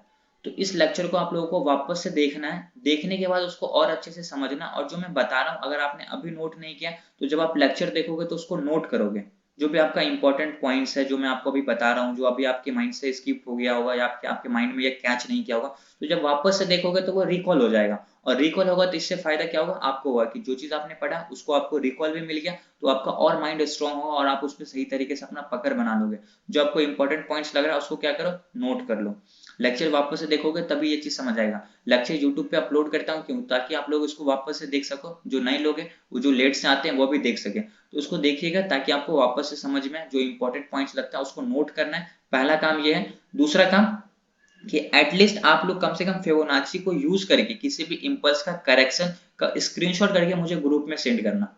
ग्रुप में सेंड करना, प्रश्न ज्यादा चांस आप ग्रुप में ही भेजो ताकि और लोग भी देखें। क्या करना है, किसी एक इंपल्स को लेना, उसका करेक्शन चेक करना और नीचे लिखना कि सर ये हमारा इंपल्स है और इसका जो करेक्शन आया है वो इतना % का करेक्शन है। उसके बाद प्राइस यहाँ से ऊपर की तरफ गया। ये वर्क करके हर एक इंसान 5 स्क्रीनशॉट ग्रुप में आज भेजेगा सोने से पहले। ठीक है, करोगे सब लोग? सर जी मेरा तो समझ में नहीं आया कुछ। Okay sir, okay. अगर संजय जी आपको समझ में सर, नहीं आया हाँ तो सर, इस भेज देंगे। लेक्चर को मैं अभी YouTube पे अपलोड करूंगा, आप वापस से देखना, आपको फिर समझ में आ जाएगा। ठीक है? अभी ठीक है ये सर। नहीं कि क्या? सर मोबाइल में हो जाएगा ये? बिल्कुल हो जाएगा। ट्रेडिंग व्यू का आप .com खोलो, ट्रेडिंग व्यू पे वेबसाइट पे जाओ, वहां पे चार्ट खोलो, वहां पे हो जाएगा, मिल जाएगा। जैसा आपको यहाँ पे दिख रहा है वैसा सेम आपको मोबाइल में भी दिखेगा। ठीक है? जी सर जी। हाँ जी सर एक बार सपोर्ट एंड रेजिस्टेंस ये करके दिखाओ ना निफ्टी का। सपोर्ट एंड रेजिस्टेंस मार्क करना मतलब ये तो कल भी बताया हूँ। आप उस लेक्चर को, अभी मैं आपको ये बात क्यों बोला, आप वापस से लेक्चर ही नहीं देखते हो। एक बार नहीं, कम से कम इस चीज को मैं 10 बार बता चुका हूँ कि सपोर्ट एंड रेजिस्टेंस किस तरीके से मार्क करना होता है। आप YouTube पे जाओ, बैच 3 के ग्रुप में जाओ, वहां पे जो आपको सपोर्ट एंड रेजिस्टेंस का लेक्चर होगा, लेक्चर 3 होगा या फिर लेक्चर 4 होगा, उसको देखो, आपको समझ में खुद पे खुद आएगा। और वहां पे आपको सपोर्ट एंड रेजिस्टेंस के अलावा और भी बहुत कुछ सीखने को मिलेगा जो आप भूल चुके हो, उसको नोट करना। ठीक है? Yes sir, yes sir. तो इससे आपको ही फायदा होगा। और कोई डाउट किन्हीं को भी? कोई डाउट नहीं है? नो सर, ठीक है। No sir, no. तो आज की क्लास को हम लोग यहीं पे कंप्लीट करते हैं। कल हम लोग अपना जो हमारा मेन टॉपिक है हार्मोनिक पैटर्न्स, एक एक पैटर्न्स हम लोग एक दिन में डिस्कस करेंगे।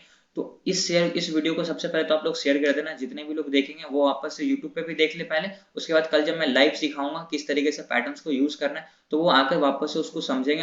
क्योंकि ट्रेड जो लेना है वो उसी पे लेना है। तो जिस चीज पे ट्रेड लेना है उस पे आप लोगों का बहुत अच्छा पकड़ होना चाहिए। तो क्या करना है, उस चीज को अच्छे से सीखना है। कल से फिर आप लोगों को वापस ज्वाइन करना है क्लास और समझना है और किस तरीके से हार्मोनिक पैटर्न्स वर्क करता है मैं आप लोगों को बताऊंगा। तो कल टाइम पे आना है, 8 बजे होगा या 8:30 बजे होगा, मैं कल मैसेज कर दूंगा, सब लोग देख लेना। Thank you so much for joining. Good night.